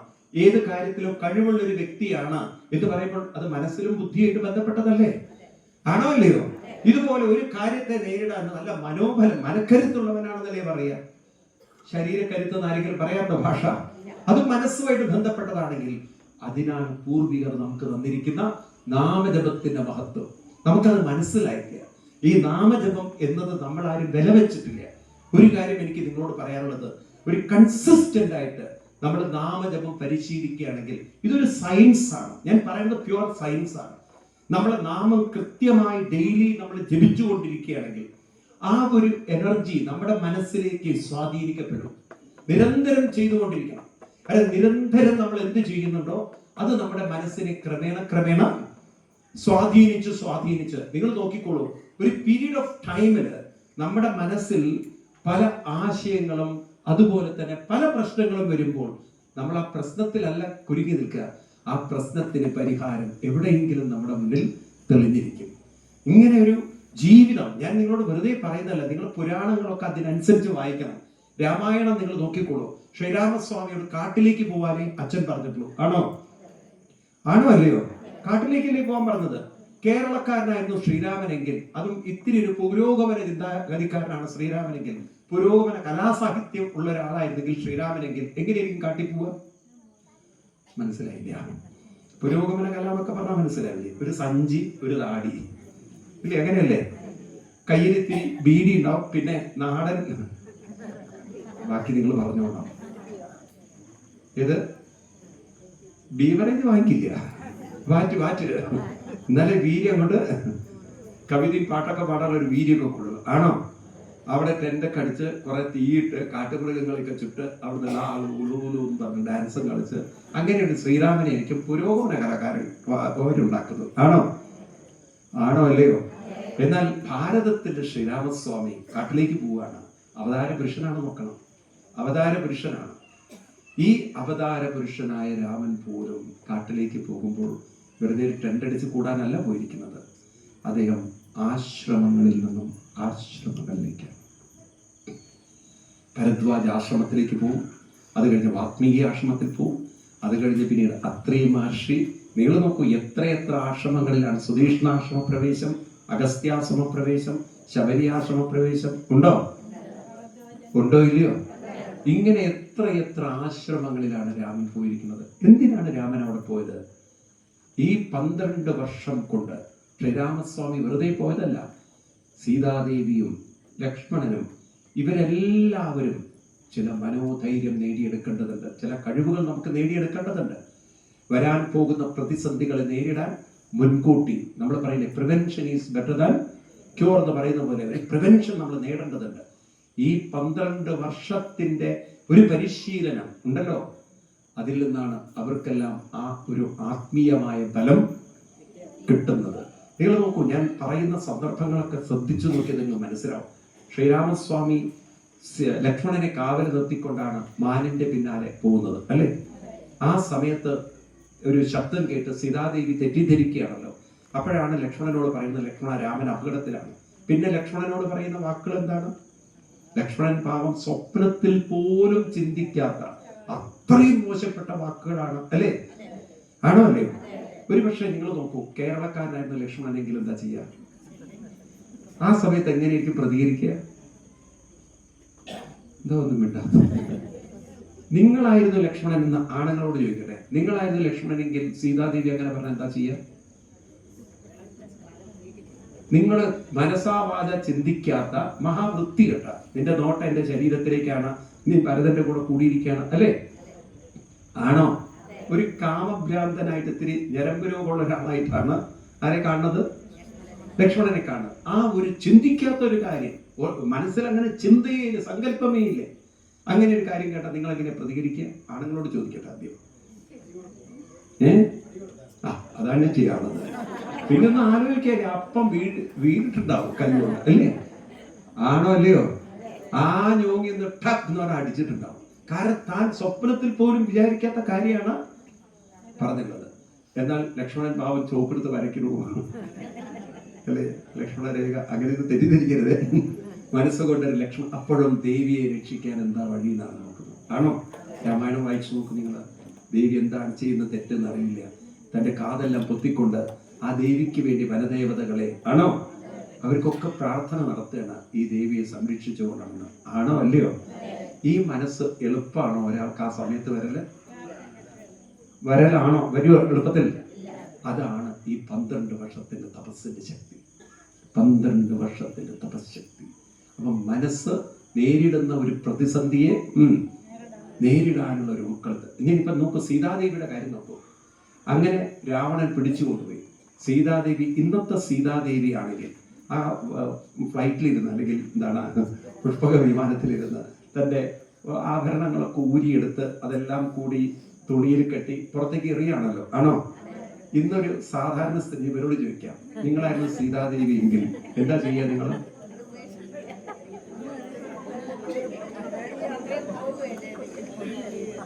എന്ത് ചെയ്യും? ഒന്നും ചെയ്യാനില്ല, ഇതാ കിടക്കണു. പിറ്റേ ദിവസം നമ്മുടെ പത്രത്തിൽ കാണാം ബലാത്സംഗം ചെയ്ത് കൊണ്ടുപോകുന്നായിരിക്കും. ആണോ അല്ലയോ? ആണോ അല്ലയോ? കാരണം അത്രയും ഉണ്ടാവും. രാവണന് പുഷ്പകം പോലെ കൊണ്ടുകൊണ്ടുമില്ല, അവിടുത്തെ തീർന്നിട്ടുണ്ടാവും. ആണോ? അത്ര ദുർബലയായിരിക്കും. ആണോ അല്ലയോ? മനോബലം ഒട്ടുമില്ലാത്ത ഒരാളായിരിക്കും. എന്നാൽ സീതാദേവി നോക്കൂ, തനിക്ക് രക്ഷപ്പെടാനുള്ള പഴുതുകൾ നോക്കണമെങ്കിൽ അല്പം ഒരു മനോധൈര്യം ആ സമയത്ത് വരണ്ടേ? കാരണം അത് ചിന്തിക്കാൻ ഒരു മനോബലം വേണ്ടേ? ഈ വസ്ത്രത്തിൽ ഇതൊക്കെ ഊരിയെടുത്ത് കീറി ഇതൊക്കെ കെട്ടി പുറത്തേക്ക് എറിയണമെങ്കിൽ ഒരു മനോബലം വേണോ വേണ്ടയോ? ഈ 12 വർഷത്തിന്റെ തപശക്തി കൊണ്ട് നേടിയെടുത്തതാണ്. ഇത് നമ്മൾ അറിയുന്നില്ല. അപ്പൊ നാമജപം കൊണ്ട് നമുക്ക് നേടിയെടുക്കേണ്ടത് മനസ്സിൽ ഉറങ്ങിക്കിടക്കുന്ന കഴിവുകൾ. അപ്പോഴാണ് രത്നാകരന്മാര് കൊണ്ടുവന്നില്ല. നാമം ജപിച്ച് മരാന്നാണ് ജപിച്ചെങ്കിലും ജപിച്ച് 24,000 ശ്ലോകങ്ങളുള്ള ഒരു കാവ്യം രചിച്ച വാത്മീകിയുടെ ചരിത്രമാണ് രാമായണത്തിൽ പറയാനുള്ളത്, അല്ലേ? അപ്പൊ കുട്ടികളിൽ ആരാ കഴിവില്ലാത്തത്? എത്രയെത്ര കഴിവുകളാണ് മനുഷ്യന്റെ ഉള്ളിൽ നിന്ന് നഷ്ടപ്പെടുത്തുകയാണ്. അത്ഭുതകരമായ കഴിവുകൾ. അത് നമ്മുടെ TV ചാനലിൽ കാണുന്നുണ്ടല്ലോ. അതും ഇപ്പോഴുള്ള കഴിവുകൾ എന്നൊക്കെ പറഞ്ഞാൽ പഠിപ്പിച്ചു കൊടുക്കുന്ന കഴിവുകളാണ്, അല്ലേ? അതിൽ കുറച്ചു പേർക്കാണ് ജന്മസിദ്ധമായ കഴിവുകൾ. ആണോ അല്ലയോ? അത് നമുക്ക് എല്ലാവർക്കും ഉണ്ട്. ഈ കുട്ടികളിൽ ആ കഴിവുകൾ ഉണർത്താൻ കാലത്തെണീറ്റ് അവരെ ഒന്ന് നാമജപം, ഒരു 108 തവണയെങ്കിലും നാമം ജപിച്ച് അമ്പലങ്ങളിൽ കൊണ്ടുപോയാൽ നിങ്ങൾക്ക് കാണാം കഴിവുകളും ക്രമേണ ഉൾക്കരുത്തുമുള്ള ഒരു സമൂഹമായി നമ്മുടെ കുട്ടികൾ മാറും. നാളെ ജീവിതത്തിൽ പ്രതിസന്ധികൾ വരില്ല എന്നുള്ളതല്ല, വരുന്ന പ്രതിസന്ധികളെ നേരിടാൻ എന്നു മാത്രമല്ല, ഒന്നുകൂടി നിങ്ങൾ ഓർപ്പിക്കുകയാണ്, ഈ കുട്ടികളിൽ അങ്ങനെ ഒരു സംസ്കാരം വളർത്തിയെടുത്താൽ നാളെ കല്യാണം കഴിഞ്ഞാലും അവരാ പെൺകുട്ടികളെ കൊണ്ടോ അല്ലെങ്കിൽ ഭർത്താവിനെയും കൊണ്ടോ ഈ സംസ്കാരം തുടർന്നു കഴിഞ്ഞാൽ അവിടെ ഒരു കുടുംബ കലഹത്തിനും ഒരു വേർപിരിയലിനും ശക്തി ഉണ്ടാകുമോ? പറയൂ നിങ്ങൾ. അപ്പൊ ഈ ഒരു അനുഷ്ഠാനം ചെയ്തിരുന്നെങ്കിൽ ഒരു ഭദ്രതയുള്ള കുടുംബവും നമുക്ക് കിട്ടില്ലേ? സംസ്കാരമുള്ള കുട്ടികളെ നമുക്ക് വാർത്തെടുക്കാൻ പറ്റില്ലേ? വേണോ വേണ്ടയോ? ഒരൊറ്റ ക്ഷേത്രം കൊണ്ട് സാധിക്കും. അപ്പൊ ക്ഷതത്തിൽ നിന്നും ത്രാണനം ചെയ്യുന്ന സ്ഥലമാണ് ഏത്? ക്ഷേത്രം. അപ്പൊ ശരീരത്തിന്റെ ക്ഷതത്തിൽ നിന്നും നമുക്ക് ത്രാണനം ചെയ്യണം, ആരോഗ്യം ഉണ്ടാവണം.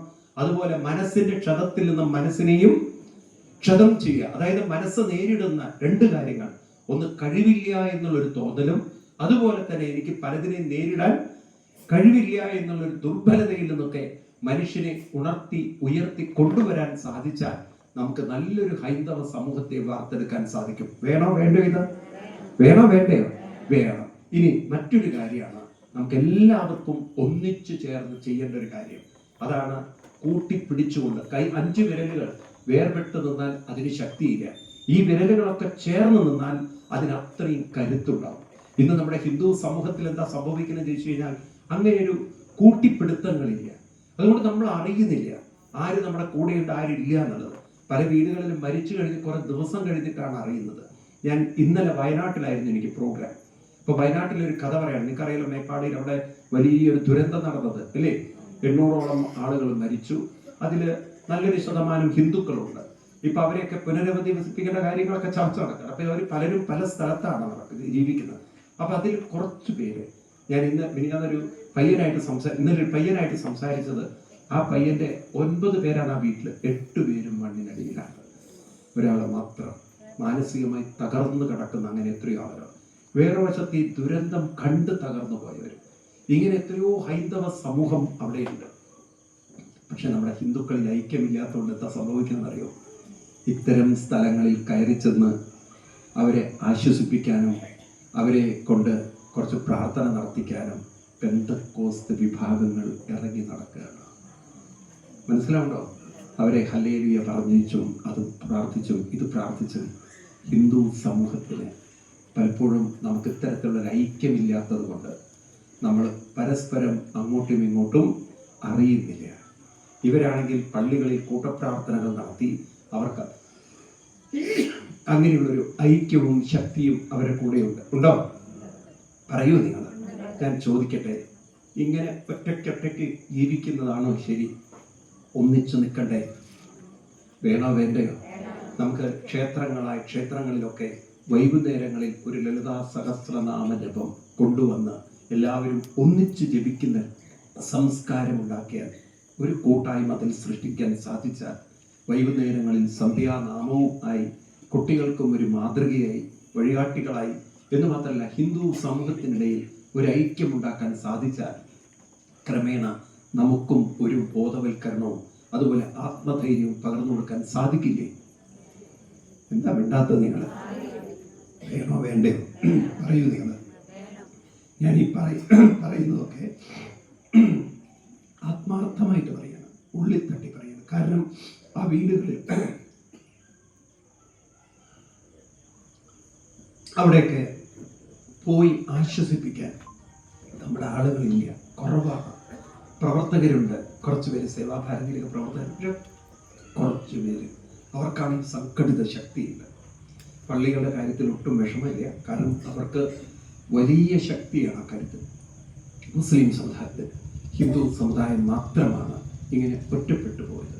അപ്പം ഇന്ന് നമ്മൾ വലിയ സമ്മേളനങ്ങളൊക്കെ നടത്തിയാലും ഒരു കാര്യം മനസ്സിലാക്കണം, യാഥാർത്ഥ്യം. 3 കാര്യങ്ങൾ നമ്മൾ ഉൾക്കൊള്ളണം. ഒന്ന്, നമ്മുടെ കുട്ടികൾ ഇന്ന് നമ്മളിൽ നിന്നും അകന്നകന്ന് പോവുകയാണ്. ആണോ? സത്യം മനസ്സിലാക്കണം. ആണോ അല്ലയോ? 2, അവർക്ക് പല ജീവിത പ്രശ്നങ്ങളിൽ നമുക്കും പലതിനെയും നേരിടാനുള്ള മനോബലം വളരെ കുറവാണ്. നമ്മളിൽ ഐക്യവും ഒത്തൊരുമയും കൂട്ടിപ്പിടുത്തവും വളരെ കുറഞ്ഞു വരികയാണ്. അതുകൊണ്ട് ആരും ഇല്ലാത്തൊരവസ്ഥയിലേക്ക് മനുഷ്യൻ മാറുകയാണ്. ഇതിലൊരു മാറ്റം ഉണ്ടാക്കണം എന്ന് നമ്മൾ ആഗ്രഹിക്കുന്നുണ്ടോ? പറയൂ നിങ്ങൾ. അപ്പൊ ഈ മാറ്റങ്ങൾ ഉണ്ടാവണമെങ്കിൽ അതിനൊരു കേന്ദ്രം വേണ്ടേ? വേണം. വീടുകളിൽ ഇരുന്നാൽ മാറ്റം ഉണ്ടാവില്ല. അതിന് നമ്മൾ മുന്നിട്ട് ഇറങ്ങണം. അതിന് നമ്മൾ പ്രവർത്തിക്കുക വേണം. വെറുതെ ഇരുന്ന് കരഞ്ഞിട്ട് എന്താ കാര്യം? പാണ്ഡവന്മാർക്ക് രാജ്യമൊക്കെ നഷ്ടപ്പെട്ടു. ധർമ്മപുത്രരിരുന്ന് മുങ്ങാണ്. ഞാൻ ആ ചൂത് കളിച്ചില്ലായിരുന്നെങ്കിൽ ഇത് വല്ലതും നഷ്ടപ്പെട്ടു, ഇത് വല്ലതും കയ്യിൽ നിന്ന് ചോർന്നു പോകും. വേറൊരു വശത്ത് മറ്റെന്താണ്, അർജുനനും മറ്റും കരയുകയാണ്.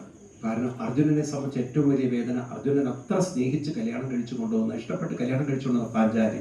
ആ പാഞ്ചാലിയെ സഭയിൽ വെച്ചിട്ടാണ് ദുശാസനൻ വസ്ത്രം വലിച്ച് എടുത്ത് അപമാനിക്കാൻ തുടങ്ങിയത്. ആ പാഞ്ചാലിയുടെ മുഖത്ത് നോക്കാൻ എനിക്ക് പറ്റുന്നില്ല. കാരണം അർജുനനും മറ്റും അവിടെ ഇരിക്കുമ്പോഴാണ് പാഞ്ചാലി വസ്ത്രാക്ഷേപം ചെയ്ത്. ഒരു ഭർത്താവിന്റെ മുന്നിൽ വെച്ച് ഭാര്യ ഇങ്ങനെ അപമാനിക്കപ്പെടുമ്പോൾ ഭർത്താവ് നോക്കി നിൽക്കേണ്ട നിസ്സഹായ അവസ്ഥയിൽ പിന്നെ ആ ഭാര്യയുടെ മുഖത്ത് നോക്കാൻ തോന്നുമോ? ഭാര്യ എന്താ പറയുക ഭർത്താവിനോട്? എൻ്റെ മുഖത്തേക്ക് നോക്കരുത് നിങ്ങളെന്ന് അല്ലേ? അങ്ങനെയല്ലേ പറയാ? കാരണം നിങ്ങളൊരുത്തൻ ആണാണോ? നട്ടലുണ്ടോ മനുഷ്യൻ? ചോദിക്കുകയോ? പറയൂ നിങ്ങൾ. ഈ തരത്തിൽ മാനസികമായി തകർന്നു പോയ ഒരു കുടുംബമായി ഇവരോട് കൃഷ്ണൻ പറഞ്ഞു കൊടുത്തെന്താണെന്നറിയോ?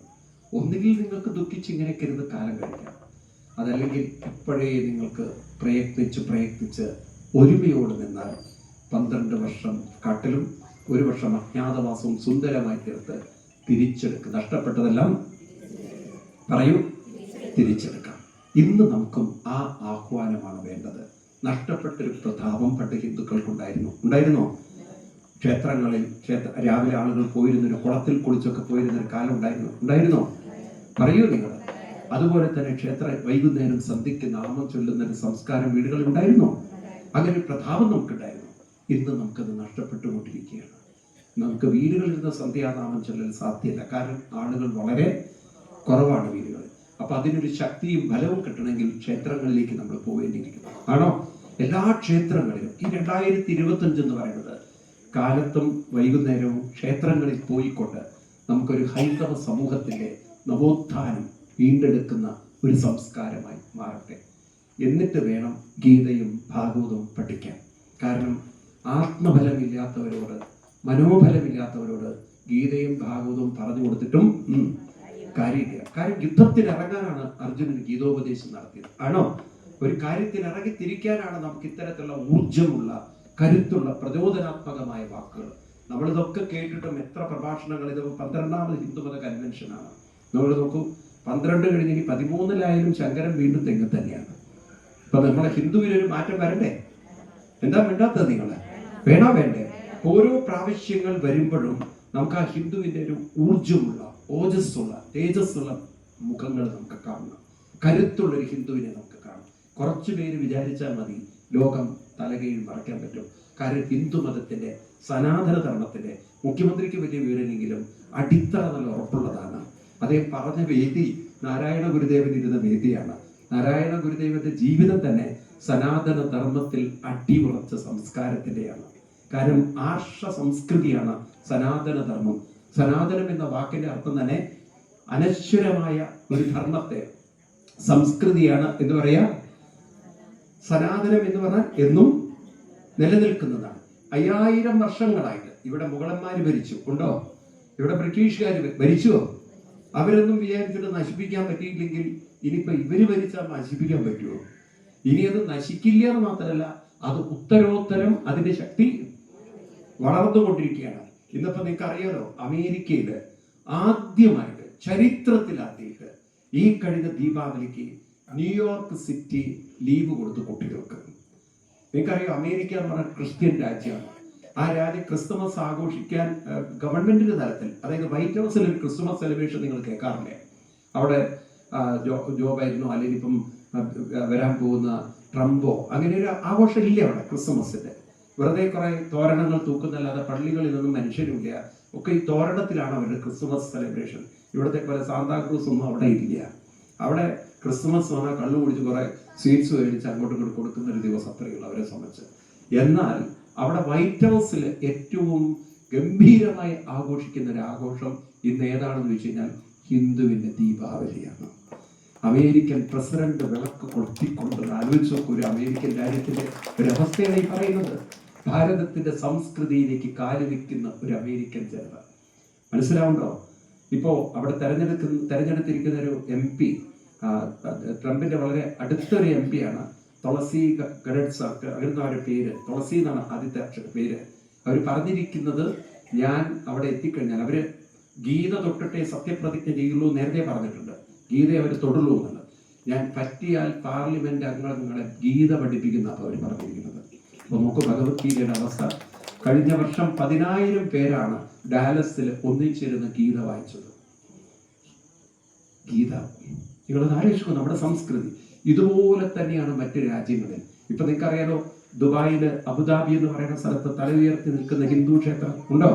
കാഫീറുകൾ എന്ന് ഹിന്ദുക്കളെ പറഞ്ഞ് ഇന്നിപ്പോൾ അവിടെ നിങ്ങൾ നോക്കിയാൽ അറബികൾ പോലും അത് തൊടുത്ത് നിൽക്കുകയാണ് ഹിന്ദുവിന്റെ ക്ഷേത്രത്തിൽ. എനിക്ക് അവിടെ സെപ്റ്റംബറിൽ സപ്താഹമുണ്ട്. ഗംഭീരമായിട്ട് അവിടെ നടത്താനുള്ള ഒരു പ്രോഗ്രാമിലാണ് അവര് സംഘാടകരിക്കുന്നത്. അപ്പൊ ഞാൻ പറഞ്ഞു വരുന്നത്, ഇനിയിപ്പോ ഞാൻ കേട്ടിരിക്കുന്ന മറ്റൊരു വാർത്ത, എനിക്ക് ബാപ്സിന്റെ ഒരു സ്വാമിജി പറഞ്ഞതാണ്. അവരോട് സൗദി അറേബ്യയില് ഗവൺമെന്റ് പറഞ്ഞിരിക്കുകയാണ്, സൗദി അറേബ്യയിലും ഒരു ക്ഷേത്രം പണിയാൻ അവർ സൗകര്യം ഒരുക്കാന്നുള്ളത്. നിങ്ങൾ നോക്കുക ഇങ്ങോട്ട് ഹിന്ദു സമൂഹം പോകുന്നത് എന്നുള്ളത്. ഓരോ വർഷം കൂടുന്തോറും ഭാരതത്തിന്റെ പുറത്തേക്ക് ഹൈന്ദവ സംസ്കൃതി വ്യാപിച്ചും കൂടുതൽ കൂടുതൽ കരുത്താർന്നിരിക്കുമ്പോൾ ഈ കൊച്ചു കേരളത്തിൽ ഹിന്ദുക്കൾ ഇങ്ങനെ വെറും റബ്ബർ പാലിൽ മാത്രം, റബ്ബർ ഷീറ്റിൽ ഒതുങ്ങി നിൽക്കുന്നത് ശരിയല്ല. ഒരു പടി നമ്മൾ ഉയരണം. വേണ്ടയോ? കാരണം തൂങ്ങി മരണങ്ങളുടെയും ഒരു വശത്ത് ആത്മഹത്യകളുടെയും കുടുംബജീവിതം താളം തെറ്റിയതിന്റെയും ജോലി കിട്ടാത്തത് കൊണ്ട് വിഷമിക്കുന്നതിന്റെയും കല്യാണം നടക്കാത്തതിന്റെയും വിഷമങ്ങൾ പേറി നിൽക്കുന്ന, പണ്ടൊക്കെ ഗർഭമായിരുന്നു ആൾക്കാർ കൊണ്ടു നടന്നത്. ഇപ്പം വേദനകളും ദുഃഖങ്ങളും പേറി നടക്കുന്ന ഒരു സമൂഹമായി ഹിന്ദു സമൂഹം മാറി. മറ്റുള്ളവർക്കും വേദനകൾ ഉണ്ടെങ്കിലും അവരുടെ പള്ളികളിൽ നിന്ന് കിട്ടുന്ന ഒരു ആശ്വാസവും അവർക്ക് കിട്ടുന്ന പ്രചോദനവും കൊണ്ട് അവരതിനെ മറികടക്കുന്നുണ്ട്. ഉണ്ടോ? ബിസിനസ്സുകളൊക്കെ മുസ്ലിം സമുദായത്തിലേക്ക് പോകുന്നുണ്ടെങ്കിൽ അവരവരെ കൂടെ നിന്നുകൊണ്ടാണ്, ഒന്നിച്ചു നിൽക്കുന്നുകൊണ്ടാണ്. ആണോ? ഹിന്ദുക്കൾക്ക് അതും ഇല്ലാതായി മാറിയിരിക്കുകയാണ്. അതുകൊണ്ടൊരു മാറ്റമുണ്ടാവണമെങ്കിൽ അതിന് നമ്മൾ മുന്നിട്ടിറങ്ങണം. ഞാൻ ഒരു മുദ്രാവാക്യം നിങ്ങൾക്ക് പറഞ്ഞു തരികയാണ്, നിങ്ങൾ എല്ലാവരും അതൊന്ന് ആവർത്തിക്കണം. കുരുക്ഷേത്ര യുദ്ധഭൂമിയിൽ, അതായത് മഹാഭാരത യുദ്ധത്തിൽ ഒന്ന് പറയൂ, കൃഷ്ണൻ തേര് നയിച്ചെങ്കിൽ ആധുനിക ഭാരത ധർമ്മത്തിൽ നമ്മൾ തേര് നയിക്കുന്നത്. നിങ്ങൾ നയിക്കണം, നിങ്ങൾ ഓരോരുത്തരും നയിക്കണം. തയ്യാറാണോ അതിന്? കാരണം മുന്നോട്ടിറങ്ങിയാൽ മാറ്റങ്ങൾ ഉണ്ടാവും. എല്ലാവരും ഒന്നിച്ചതിനു വേണ്ടി പ്രവർത്തിക്കാം.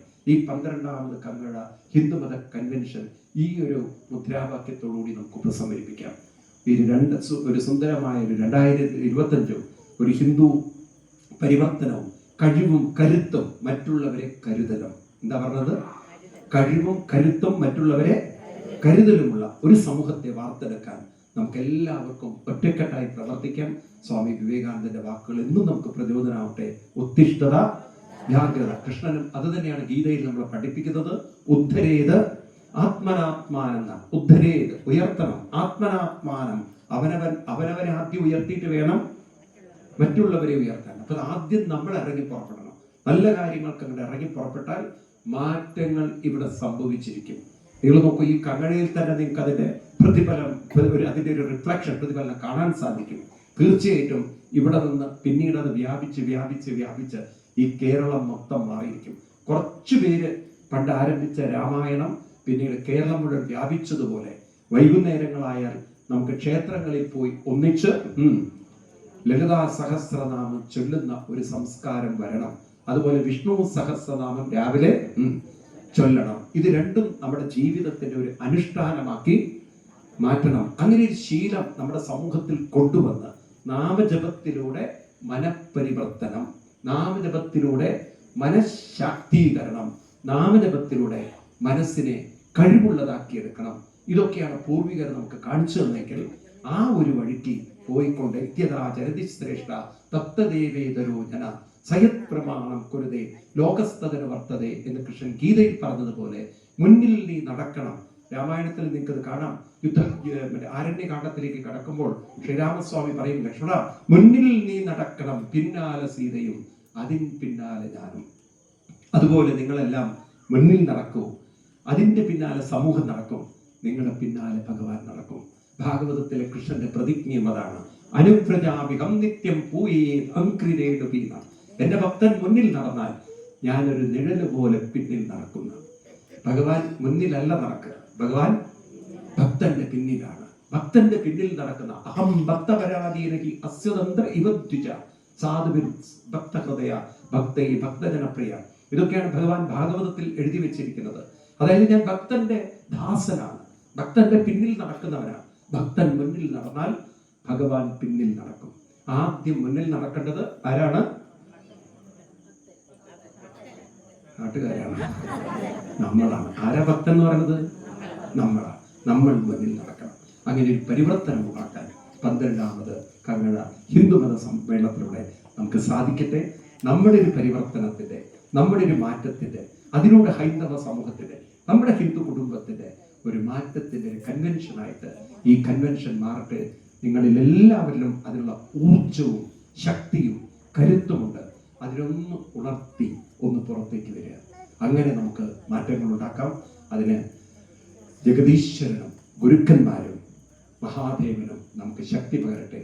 ഈ 12 കൺവെൻഷനിൽ വന്ന എല്ലാ ആചാര്യന്മാരും എല്ലാവിധ വാക്കുകളും നമുക്ക് പ്രചോദനം തരട്ടെ എന്ന് മാത്രം പറഞ്ഞുകൊണ്ട് നിർത്തട്ടെ. നന്ദി, നമസ്കാരം.